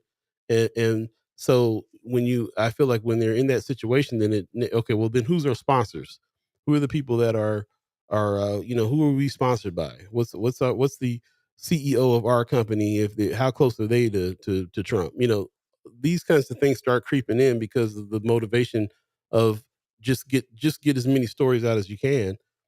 I've just really seen this dichotomy between the way that news has been presented to us pretty much all my life Mhm. compared to what's going on with these types of platforms where content creators are like, what's our motivation for saying this stuff? Because we think we're gonna be blown. We think we're gonna blow the lid off of something and change. You know what I'm saying? Like the only reason why we're discussing these things is because we're worried about the kids in our community. We're worried about the safety of our constituents, our people, our families, our like we and because we don't want to be in the dark. We don't want to play these games with mainstream media and be in the dark about something and only know half truth about something or half hear it. This CEO situation, it really is part of that. I'd like to speak with you more about that. Miss Jenkins, because that's I'm definitely getting this. I'm definitely getting, like, there's this thing going on here with this Luigi thing that is made for several CEOs, and not just CEOs, but like you said, democratic assassinations, and there's some things that are happening on this level that's really scary for the powers that be. They're not going to allow mainstream to report it in the same way. It's always going to be some lone wolf guy. A guy got on the wrong floor type of attitude, and that's and I'm not and I'm seeing a I'm seeing a separation here with it. So it'd be interesting to look more into it. She says there was a meeting in Lincoln about the AI center being built. Our electric bills in Lincoln are already raised for it. Found out a lot of interesting things about water usage and NDA rules. Can't wait Mm, to hear about okay. that. Okay. It's a whole story. Um, That's the whole story for real. yeah, yeah, yeah. Also looking at what Sister Kimmer is saying. Hmm. She says, Maggie, a friend of mine who has his own security company nationally has been talking about it a lot. He calls me all the time because he says that school board members are going to be front line. Bro. And you know, to your point, that's like I mentioned earlier, like this is a heavy conversation. This is nothing. I don't just wake up like, yeah, I want to talk about this, but this Right. is the platform. This is the platform. And if we're not talking about this, what are we talking about? What are we doing if we're not trying to address these issues? And there is a real thing. Like Sister Cameron just told us, she could be on the front line of a Yeah. lot of this. We just talked to our senators on Monday, and they're not just our senators, they're our friends, they're our community members. I went to high school with Terrell. All right. He's a classmate, and he's getting threats Right. because of the social climate. Most deaf. Uh, No, Cameron, no, we didn't get to the OPPD conversation on that. I highly encourage you to go back and listen to that show, though. It was kind of like one of those major. Man, Yeah, we'll be cutting some of that show up and putting it out because it was one of the best and major shows that we probably ever had. So highly encourage you to go back and check that out. But yeah, I don't think we got to that OPPD conversation with them. She said he's trying to do some organizing. Majid says, "I missed the kickback side note, but really want that face to face." Yeah, we'll do it again because we're realizing how important that live alive with one another thing is. Like we can have these discussions here, but when we get face to face, and have some discussions, it really changes the whole viewpoint on what we're doing. We see each other's kids running around and so on and so forth. We're like, okay, man, yeah, this is real. She that says, part. Kimber says, go check out the school board meetings, Mr. Justin Riddle, and look at his behavior at our meetings. Mm, okay. I will. Somebody that concerns you? I will. Yeah, interesting. Okay, so yeah, we'll definitely. I definitely want us to make sure that we keep that in mind when we're talking about all these things. Like you said, we don't wake up trying to talk. I wanted to wake. I really am thinking a lot about. If you want to ask me what's on my mind lately, it really has to do with art soldiering for me.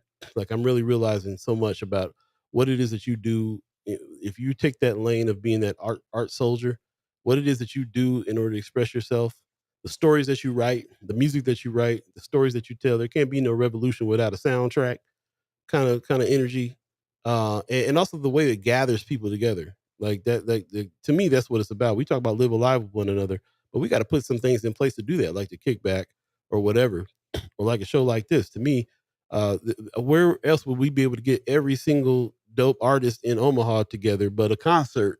And Man, and now these days, I'm sure somebody would get up and speak. Like we weren't the first to come up with these ideas of the first guy Omaha stage where we have a man. musical artist and then a Terrell McKinney come speak or whatever. But like Or Mary think Ewing.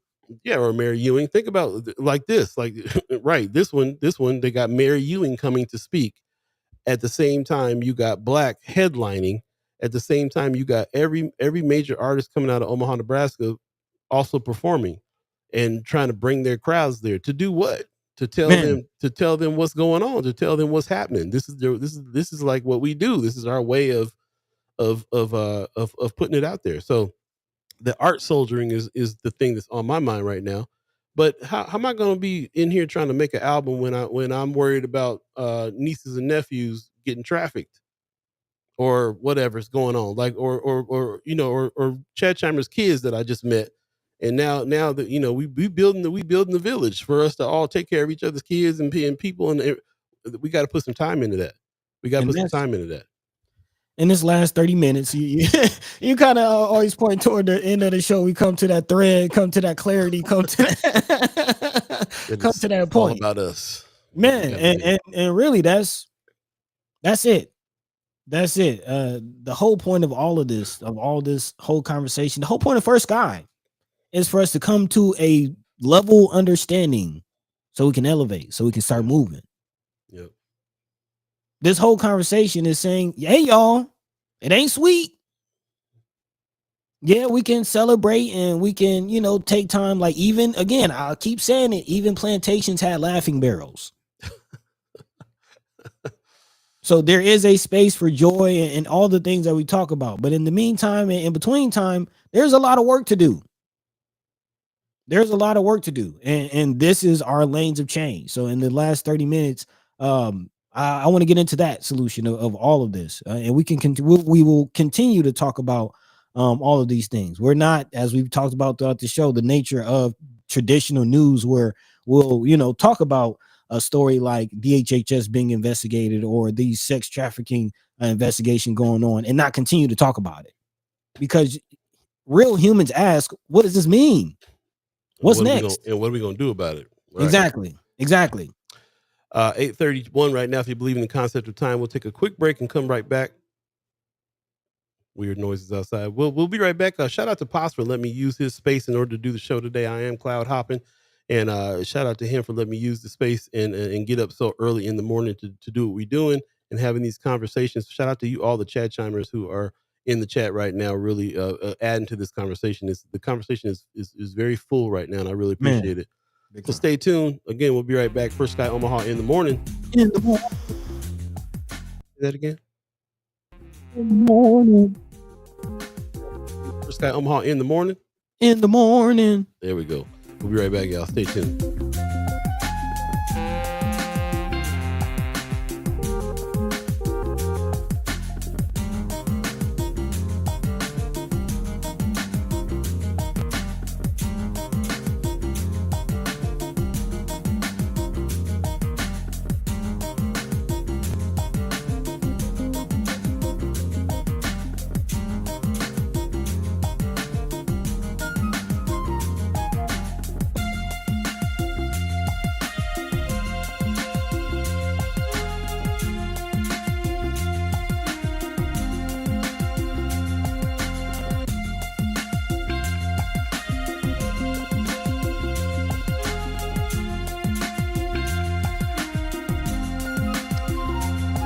Welcome back. First Guy Omaha in the morning. In the morning. Yeah, man. Great discussion today. I really appreciate it. If you miss any parts of this show, please go back and check it out on Facebook and YouTube. Read all the chats when you do. It's a really interesting thing. I was just thinking about a event that I just filmed lately. I don't know if you guys remember the House of Loom. How many people in the chat went to the House of Loom back in the day? Of course, we know about it. But do you know about it? And more importantly, were you a part of it? Because to me, when I think about living alive with one another in spaces and places that allowed us to be free to do that and free to build things out, like how Michelle Trosclair and Miss Felicia Webster put together Verbal Gumbo. Man. That space felt very inclusive and very much like you could have your reign there. I DJ'd a lot there. Buddy performed there. We did a lot of stuff at the House of Loom. And just recently there was a House of Loom reunion, and they had it over in Little Bohemia this time, which was beautiful. But shout out to Brent Crampton and bringing this back. And the difference, here's the difference. So as you can see, Brent Crampton, he's got some grays going around now. He's a little gray headed a little bit, got a little older. Everybody got older. And so they decided we're doing a day party, 2 to 7 on a Sunday. It's kind of there's a very famous now a DJ set out in LA that's called the Do Over, that has been going on for a lot of years, and they were the ones that kind of, to me, invented the whole Sunday afternoon 2 to 7 party. But they did it from 2 to 7 so everybody can go home, get rested up, get up and go to work the next day, got kids and so on. And the parties also changed from like the House of Loom nightclub style to these day parties where they bring in their kids. Brent got to DJ in front of his kids. He had his kids behind the wheels of steel with him a couple times. Everybody brought their kids. Their kids are running around. It's just got me thinking a lot about that's the spirit now. Like don't like I'm good on the whole nighttime club scene. I like when the families can get together. I like when we can meet each other's kids. I like when we can and build, and that's how that gets built. You don't just know this person. Now you know the kids' names. Now you're looking out for them when you're walking around, and you're building that village. So I just want to give a shout out to the House of Loom family and crew for continuing that tradition as well, doing that too. The upgrade from the nightclub scene and all the drama and all the things that happened kind of back in the day when they were doing a whole lot of partying. Now you got daytime parties going on with not a whole lot of drinking, and the babies are there, and it's all about the vibe and the family at that point. And that's kind of where we got going on too. So we will definitely be doing more chat chammers kickbacks and things to be face to face. And I just wanted to kind of give them a shout out and just remember that. So Man, yeah. appreciate that. Reminds me of when we had our brother E.T. Eric Thomas, the hip hop preacher, coming out. Shout out to the Empowerment Network who brought him out for a summit a couple years back, and that was his message. That was at least one of his messages as far as being able to like the importance of play and living alive with one another Yeah. in relation to the work and doing the work. And he made a comment about African dogs and how they're a small prey. They're a small group kind of species. Like they're small individually, but they're pack animals. That's what I was thinking of. Mm-hmm. The pack animals that hunt and have play games together. And he mentioned that they're the most vicious beyond the tiger, the lion, and all the big cats and all the predators that you might think are the big predators. These African dogs, they're the predators at the top because they work together and they're efficient together. And they're efficient together because they play together and they know each other and have time to learn each other. So yeah. I remember learning that from a book that I read. It's a psychology book about just kids and play, and and when your kids don't get to play, when certain situations come up that are serious, they freeze. A lot of them freeze up because they're not used to. When you play and you play games and you play tag and you run around, and then you're kind of playing for those kinds of experiences that happen. When something serious happens, you move fast because you already practiced moving fast and not freezing up in fear and so on and so forth. So it's even play is even of course everybody knows that they deem it necessary for kids' development to be playing, but we kind of stop when we get older. We need to continue. We need to continue that too. That's when everybody knows I'm not that big of a sports fan, but I do recognize that in that sports uh, means that you are after a singular goal with a team of people that you got to work with, whether you like them or not, and so on and so forth. There's a lot of exercise when it comes to sports, and just being able to navigate in the world. So, and build that team and that village and that family with whatever it is that you're doing. We're people that are made for that in a big way. Man. So man, going back to the point, as far as the lanes of change, that's definitely a lane. Thinking of my brothers and sisters who are coaches, who are working with young folk, and the impact that they have on children's lives. Right. It definitely can't be understated. And Magic Miller Jenkins actually kind of coming in with that, says play is work for children. As a society, we don't value community engagement as a developmental milestone. Work for children. I like that. That's their job. Their job is to go play. Yeah.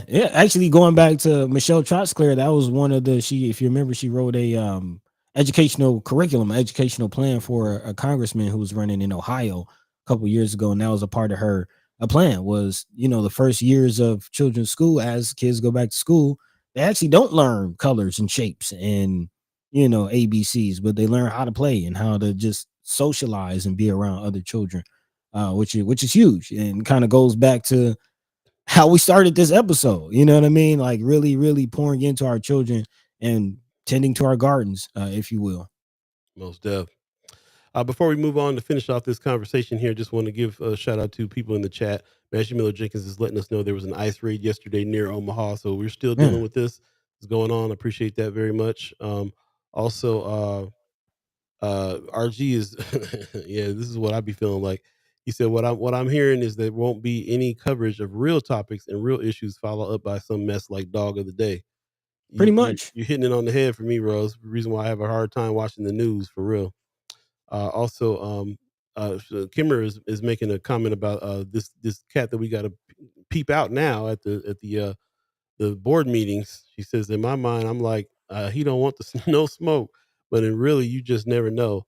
So Man, I'm now really interested to see this cat you're talking about that we need to be checking out.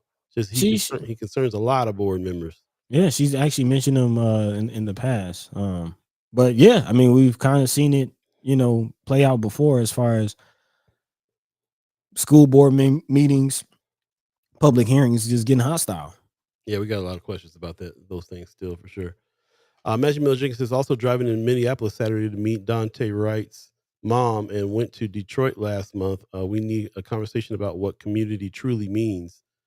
Absolutely down to have that. Man, Yeah, I appreciate that. You turn out to be the nation's correspondent for us as well. We definitely want to talk to you. Says they have murdered all the journalists in Palestine as of this week. Speaking on journalism, telling the truth is one of the most bold things that can happen now, and there's a war on it, and it really is like the gang energy you got to have in order to be able to be in this field right now is a trip. It's a real trip. Appreciate everybody's comments. Again, we're coming up on the end of the show here. Is six? Is it, what time is it? I don't even know what time I'm in. man. Where am For I me, at? for me, it's 9:41, Eight, meaning it's 8:41 for most of y'all watching right now. 8:41. If you believe in the concept of time, which you can Man, see fluctuates wherever you are in the space. time. We are, and yeah, I appreciate everybody's comments and everybody's additions to what it is that we're talking about here. Buddy mentioned earlier the summit that's coming from IB Black Girl, August 21st and 22nd at the Hilton. Definitely check that out. We'll be bringing somebody on to talk about this summit as well. This is It'll be interesting, man. There's going to be some major guests that's coming through for this, and you just shout out to everything that IB Black Girl does. They're Man, kind of they're kind yeah, of killing the game there, and they're down for doing some real boost to the roots help on all that. So we yeah, appreciate that very much. I showed this earlier, RG, this back to school robotics AI camp. Appreciate you putting that in there. This is the kind of stuff that I'll be looking for all the time. So I love that this is happening. It just reminds me about how much of a kind of a tech and engineering scene that North Omaha is really, and what can happen there with this with STEM and STEAM coming out of our area and the talent that comes out of our area for this. And this probably adds to it. These kinds of programs right here add to it.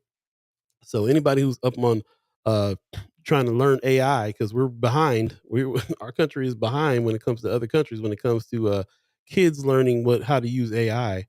So this AI camp has got really kind of caught my interest. I'd love to see what it is they're actually teaching kids here. So shout out to Code Black for doing this back to school robotics and AI camp, August 16th. Go ahead and check it out.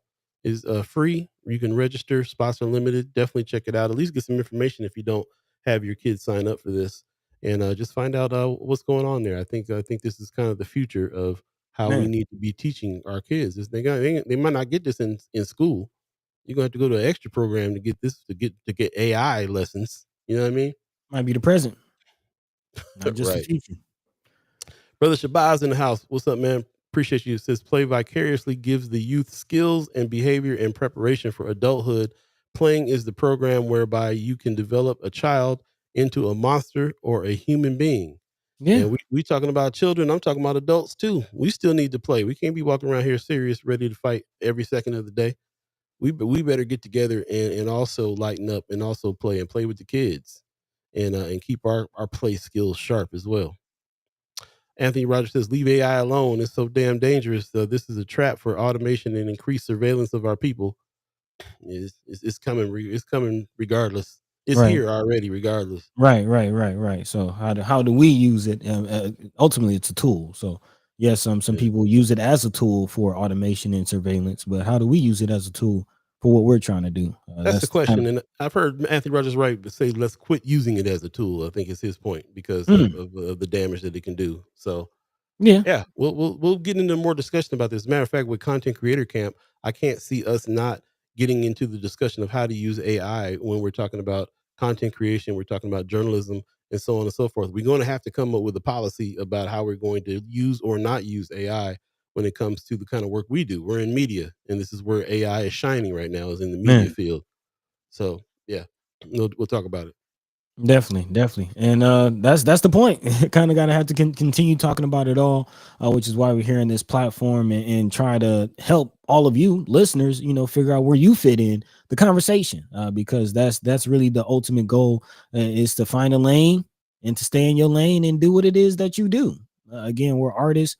So the love warrior, this microphone is something that one of our tools. Speaking of tools, so we're going to continue doing what it is that we do, and a part of that is, again, communicating this Lanes of Change project.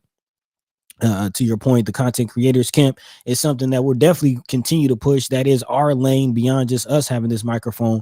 Educating and training up other people on how to use this microphone responsibly and impactfully as well.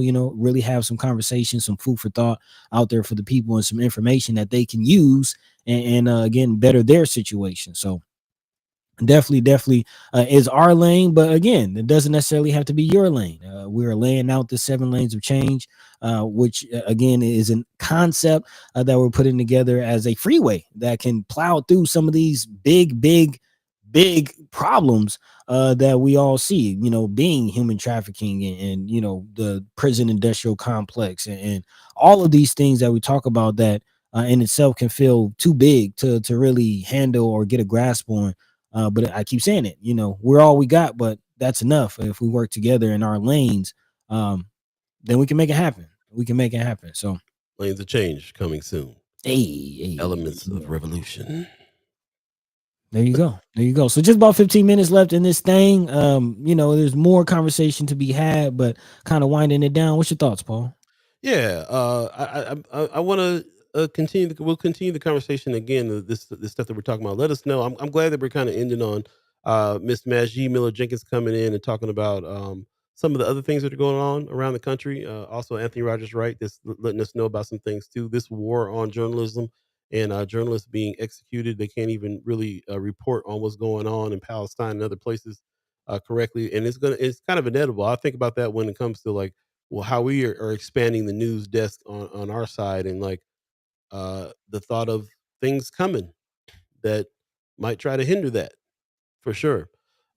Because anytime that you're using the platforms like how William King calls them, the masters platforms, uh, which we're on, and he's got a point, because this Facebook is owned by Mark Zuckerberg. So if you're on Facebook, then you're at the mercy of one of the oligarchs, Man, and not just that, but Instagram as well and YouTube as well. That's we know YouTube. All these are oligarchs. Every platform that we're on are owned and can easily switch. Case in point, Elon Musk with buying Twitter and turning it into X, and it turned into such a cesspool that we decided we couldn't even be on it no more. So we were on Twitter early on, but nah.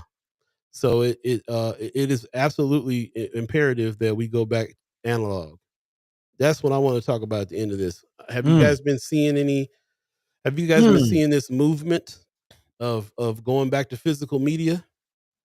Have you guys been seeing this movement of zines popping back up and newspapers popping back up? Have you been seeing this movement of people getting together and having face to face conversations? Uh, have you seen how much live is going live on social media is important now? The level of importance of being able to go live on your social media. um, Polaroid cameras, even you can't even trust your phone camera no more. But if you take a picture and it pops out right there, then it's real. This going back to analog is it seems to be the answer that artists are spurring the way. They're man, pushing through. Artists especially are starting this movement because it's in opposition of fake news. It's in opposition of what AI can do these to bots. to the bots, the bots alone. Pops was just telling me about some bots yesterday that I had no idea they were putting bots in certain situations that he was talking about. Bots are everywhere. If you're doing anything digitally, bots are everywhere. If you're doing anything digitally, AI has already manipulated you, and so on. How do you counter that? How do you get to the truth, which is what artists and art soldiers do? How do you get to the truth? Man, Uh, what? Why do we have concerts? This is new to me. This whole concept right here is new to me. This concept right here. It's so new that I thought we came up with it with the first guy Omaha stage, but other people are doing this too. This concept of having a full on concert. The point is to have this concert, bring in a award winning, international artists to headline, bring all the dope musicians and artists out to play this festival like event, and that would have been enough. It's just like going to Maha. That would have been enough. But now you got Mary Ewing that's going to come speak. Why is it important for Mary Ewing to come speak at a concert like this? This is to me, it goes right along with the zeitgeist that we're in right now. We're artists, and what we will talk about all day every day is something different, bro.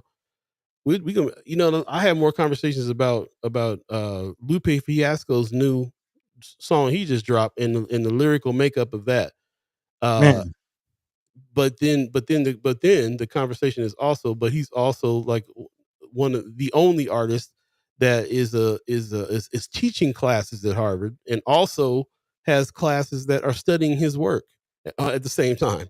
Because why do we need to study his work? Because he's saying things that is politically and culturally significant, and we need to understand what they are.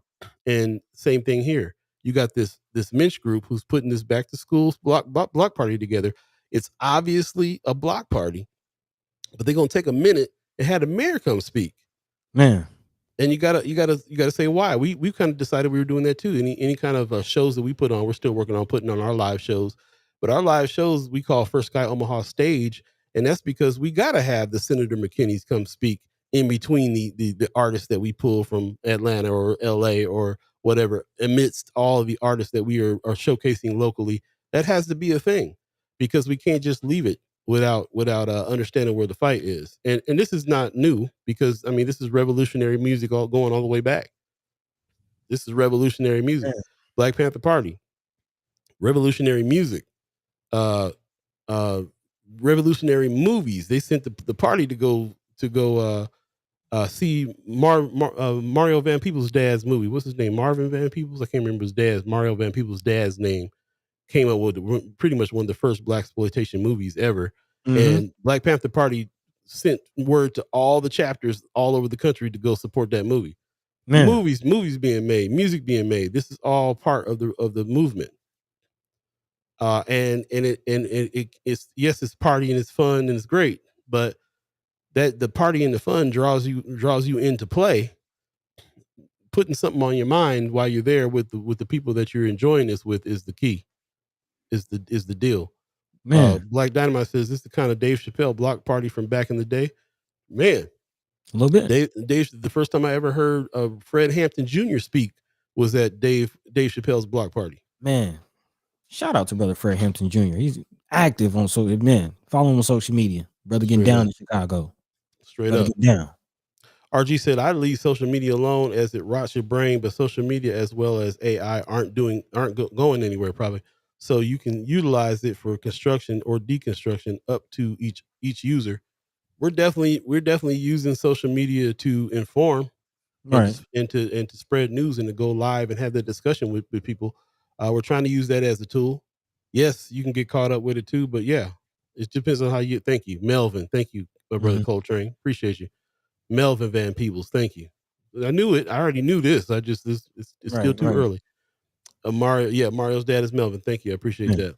But I'm glad you went down that track, man. This is the perfect way to end the show for us. We talk about ringing the alarm and having the strategic communication as the first lane. That is the first lane. That is what we're doing here. But also, what we want to do and are working towards doing is more of the love soldiering, like you're talking about, that last lane of change. Yeah, And to we your point, um, as you're talking about this, I'm reminded of the Summer of Soul film. yeah. Shout out to Questlove. Shout out to Questlove. If you haven't seen the Summer of Soul film, that's pretty much where we are right now. This is what we're talking about. And this is almost what we need. If you're not familiar, the Summer of Soul is a documentary about what's called the Black Woodstock Festival. Mm-hmm. This is a very, very little known festival that took place in Harlem. It was actually called the Harlem Cultural Festival. Yep. Mm-hmm. A Harlem Cultural Festival that took place in the summer of 1969 drew more than 300,000 people, but it wasn't just a concert. Again, Summer of Soul, which actually won the 2021 Sundance Documentary Grand Jury Prize, is a lot more than a concert film. It uses the event to examine the extent to which 1969 was a turning point for Black identity. Up until that point, we were ashamed to be called African. If you really wanted to call somebody an insulting name in the Black community, you called them African, and then be prepared for a fight. That's how deep this kind of self-hate was embedded in a sense, since centuries ago. And so what winds up happening is in 1969, there becomes a paradigm shift. A new generation comes and they just have a new way of thinking. And it's not like the Martin Luther King generation. They are the Black Panther generation. And they're embracing, they're calling themselves Black. I'll say the seeds of Black joy start in 1969 with our expression, our style, our fashion, our music, our creativity. That's what we're talking about as far as love soldiering. And that might be what we need now, is not just a Black identity, but human identity, recognizing each other's humanity. And actually, to that point, talking about major stories not being seen, did anybody see this parade or protest or march that happened in Australia? No. You haven't seen this clip? I have to find it. Apparently, it's about a 11-minute clip. The clip is about 11, 12 minutes. And all it is somebody filming from a train of what has to be hundreds of thousands of people in Australia marching for humanity. And the question is, why isn't this being reported on mainstream media? Right. What is the narrative that's being portrayed? A lot of people looking at what's going on and feeling like hatred is leading the day. But is that true? I don't know if you guys even understand it the way we do because of being in media ourselves and understand alternative media particularly, because alternative media, I'm seeing a whole lot more reporting by people like organizations like Unicorn Riot out in Minneapolis and Georgia Fort out in Minneapolis, that boost to the roofs that are actually going out and filming these protests. And when you get all the footage in, you realize that they're protesting all over the country and all over the world. And why is this not something that the mainstream media is reporting on as much? Got to see it. Anthony Rogers Rice is also our former Pan African Africanism, which has been lost due to Black liberals and the Black petty bourgeois. Yeah, talking about the Pan Africanism that came out of those eras as well, that should have continued, but it's been killed off by a lot of this stuff, which really comes back to white supremacy. And when it was all said and done, and yeah, and how you're right. Like I totally get where you're at, buddy, on that. Like, yeah, it's hard to put it in words. Like, I think it's interesting to me that the first lane that we talk about is the communication lane, the strategic communication, which is what we're in. The last lane that we talk about is the love supreme lane, the first and the last. It makes me feel like there's some kind of direct connection going on there with what it is. First we got to talk about it. First we got to unveil it. First we have to pull the mask off of it and see what it actually is. And then and then immediately I'm ready to do something about it. The do something about it has to do with us jumping to the love, so the art soldiering Man, as what there is to do about it. I mean, it's communication rules the nation. It's the coming together. Music is the universal language. Man, And going back to what I've been saying, talking about asthma, talking about police brutality. Communication rules the nation, because once we actually start to communicate, we find out we have more in common than differences. That can only be done by us communicating. That's the only way we can. Go ahead. Go ahead. No, I'll cut you off. I'm saying that's the only way we can figure it out, is by communicating together. The Tower of Babel, tongues. And true communication, which is what we're talking about too, like true communication. We often talk about how let me tell you, let me explain something to you guys, chat chimers, last minute real quick.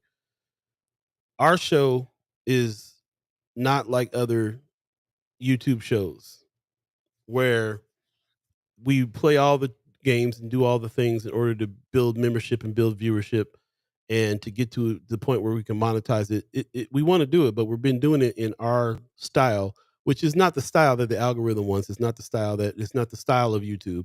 We're But the actually Matrix. we're actually being pretty stubborn in the way that we are just making what we're trying to make and waiting on somebody to monetize it. So excuse me, but we do talk about this for often because there are some things that we can do better with the show, and there are some things that we can get to a bigger audience to do it. But just as long as we do it in our style, and we work on this kind of stuff all the time. So I I say that because I say, um, y- our how can I put this? Our whole goal really is because this way that we're trying to inform is something else. It's something else that we're not really seeing in other places, and we're not really understanding what's going on there with that. We're not seeing it in the same way. It's a way that we have to not just tell the news or not just uncover things, but also like to have the discussion about what that means.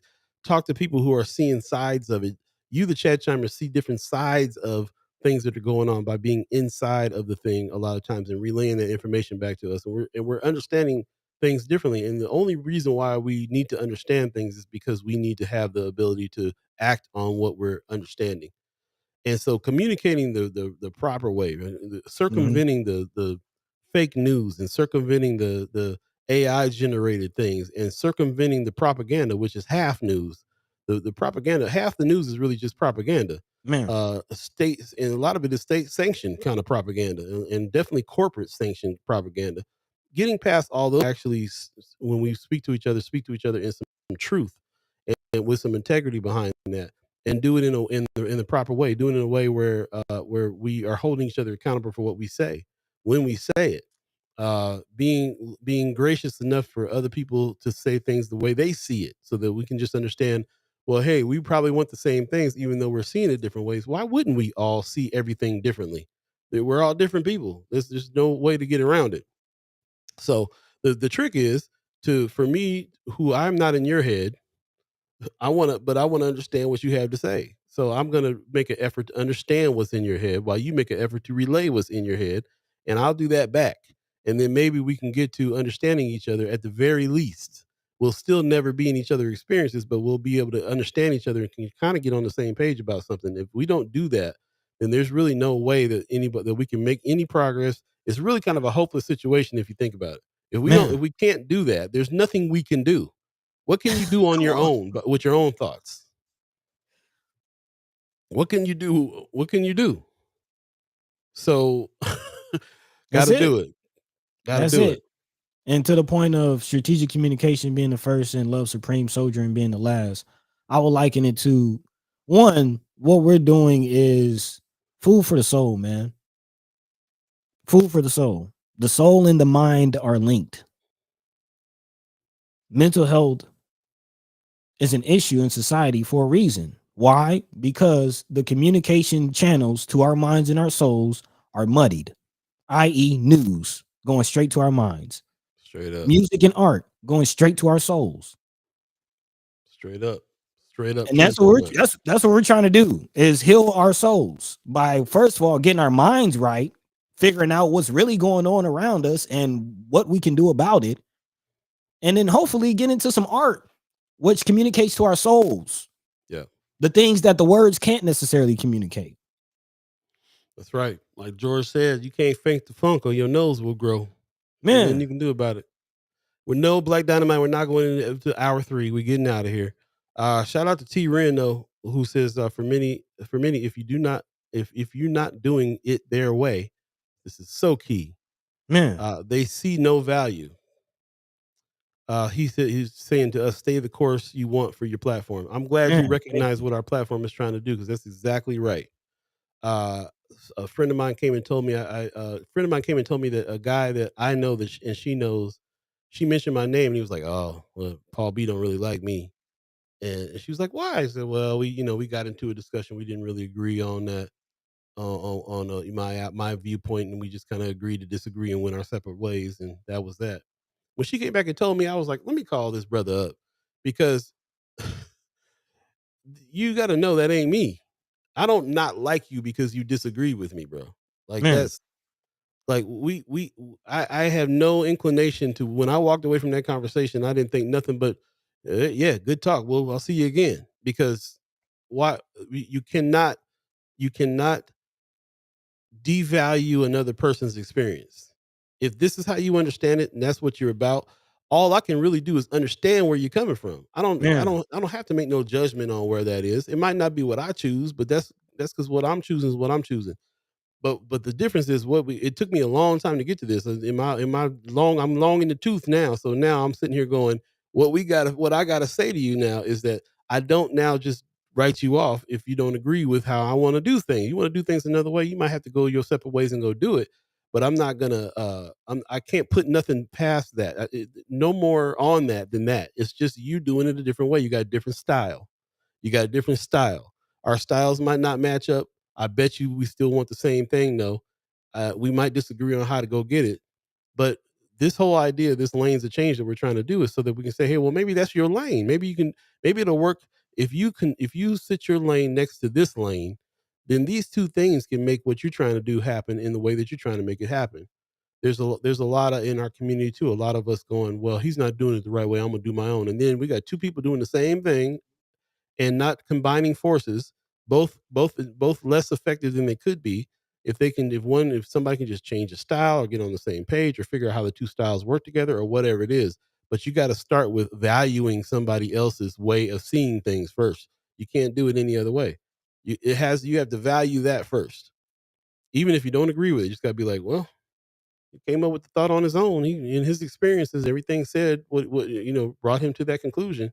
That's interesting. If I was in that situation, I might be in the same. If I had to deal with that trauma or this thing happened to me, like we were talking about Monday, I never got my door kicked in and a gun in my face at 8 years old. So I'm not gonna have the same perspective as the brother who did. I might be running for legislation too if that is the kind of stuff had to happen to me the way that Senator McKinney did. So you understand, like there's nothing, we can't get anywhere by going, well, they don't want to do it how I'm doing it, so never mind them. Man. Can't get anywhere with that. I'm gonna get off the soapbox now because we're way past time. Appreciate y'all. No, RG, we not doing. Look. Give Hey, me but is it your birthday though? Happy birthday. whose birthday? RG, you said y'all should do 3 for my birthday. Is it really your birthday? Man, what's up, bro? We're still not doing 3. Give you happy birthday. That's about it.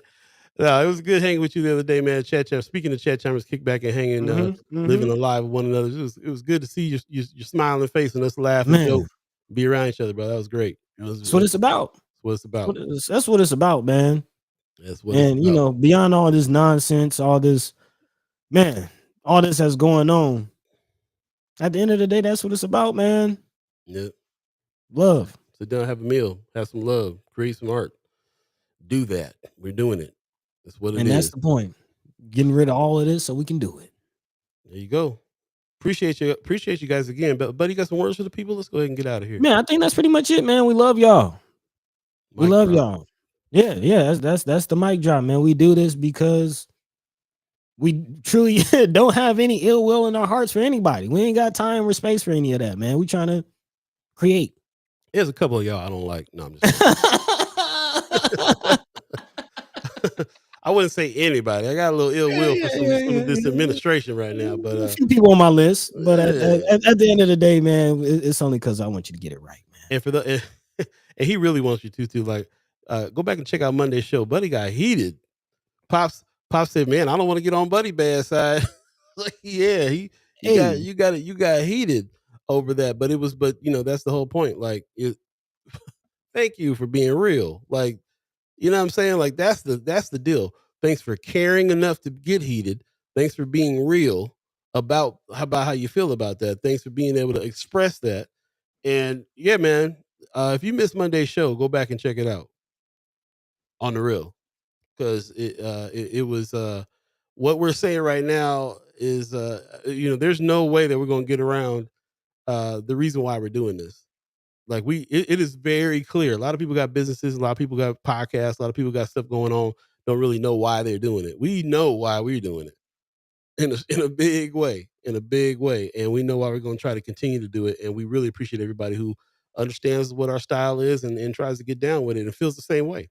Feels the same way. It's one man. It's something else. It's a beautiful thing when a man can be clear about what he wants and what he's doing and why, and sticks with it. So here we Man, are. Here you are. We're gonna do it. But like that, I said, my man threw his glasses down. I was like, yikes. man, if only you knew how busted my glasses are, man. Yeah, most def. Most def. Mama God says, safe space on First Sky. We are family. Thank you. I appreciate that. Man, Great last man, words. Also, Pop says, awesome show. Thank you guys for all you do. You're appreciated much more than words can say. Appreciate you, Pops. man, Appreciate you thank you. letting me do it from your space as well, man. I'm looking around. I'm surrounded by a early piece of artwork that my sister did, who is now an art teacher What? in OPS. Well, your sister did that? Sister did that, bro. She did that when Man, she was like 16, bro. 16. that's dope. Pops. That's Pops books. You're seeing Pops books displayed behind me. I'm surrounded by a family full of writers, artists, musicians, and people that allowed me to become an art soldier in my own right. So yeah, support, support the fam. We did all this all this stuff happened, with each other. This is what this is all about. So, and I'm in it. I'm in that space, in this place. That's kind of connected to Omaha too, man. They got an Omaha Day group out here in Vegas. Oh yeah. Several Omaha folks out in Vegas. Several Omaha folks that every other year when we don't have Native Omaha Days in Omaha, they have a Native Omaha Days here in Vegas.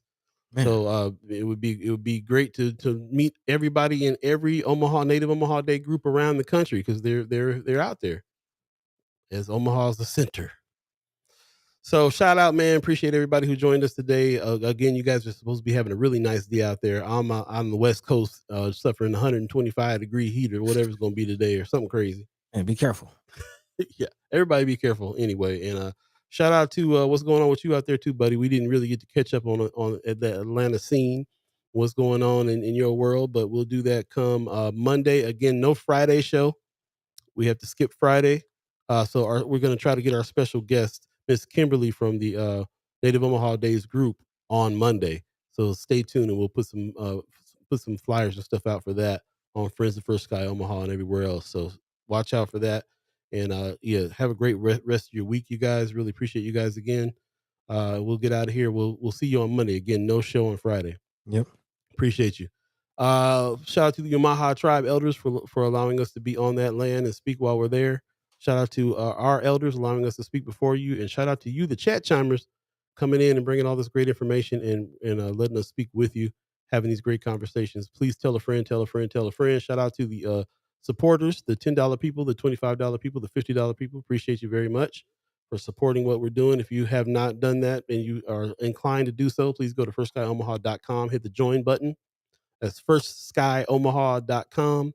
Hit the join button up top and become a reoccurring member or sponsor of the channel. Also, we are doing a lot of advertising in these things as well. So if you'd like to sponsor the show or do some advertising on the show, let us know. Hit us up at firstsky.omaha@gmail.com. It's another way that we pay for making these things happen here. So shout out to you on that. And also like and subscribe over on YouTube, because we got a lot of material coming over to YouTube here shortly, talking about some of these things that we've been talking to you guys about. You guys have helped in these conversations and these narratives that we're putting together for our videos. So definitely go over there and hit the bell so that you can get them when they drop, and like and subscribe over there as well. And we really appreciate that. Really appreciate you doing so. With that, again, no show on Friday. We will see you Monday. Take care of yourselves. Peace. Peace. By the way, Vanglorious, this is protected by the Red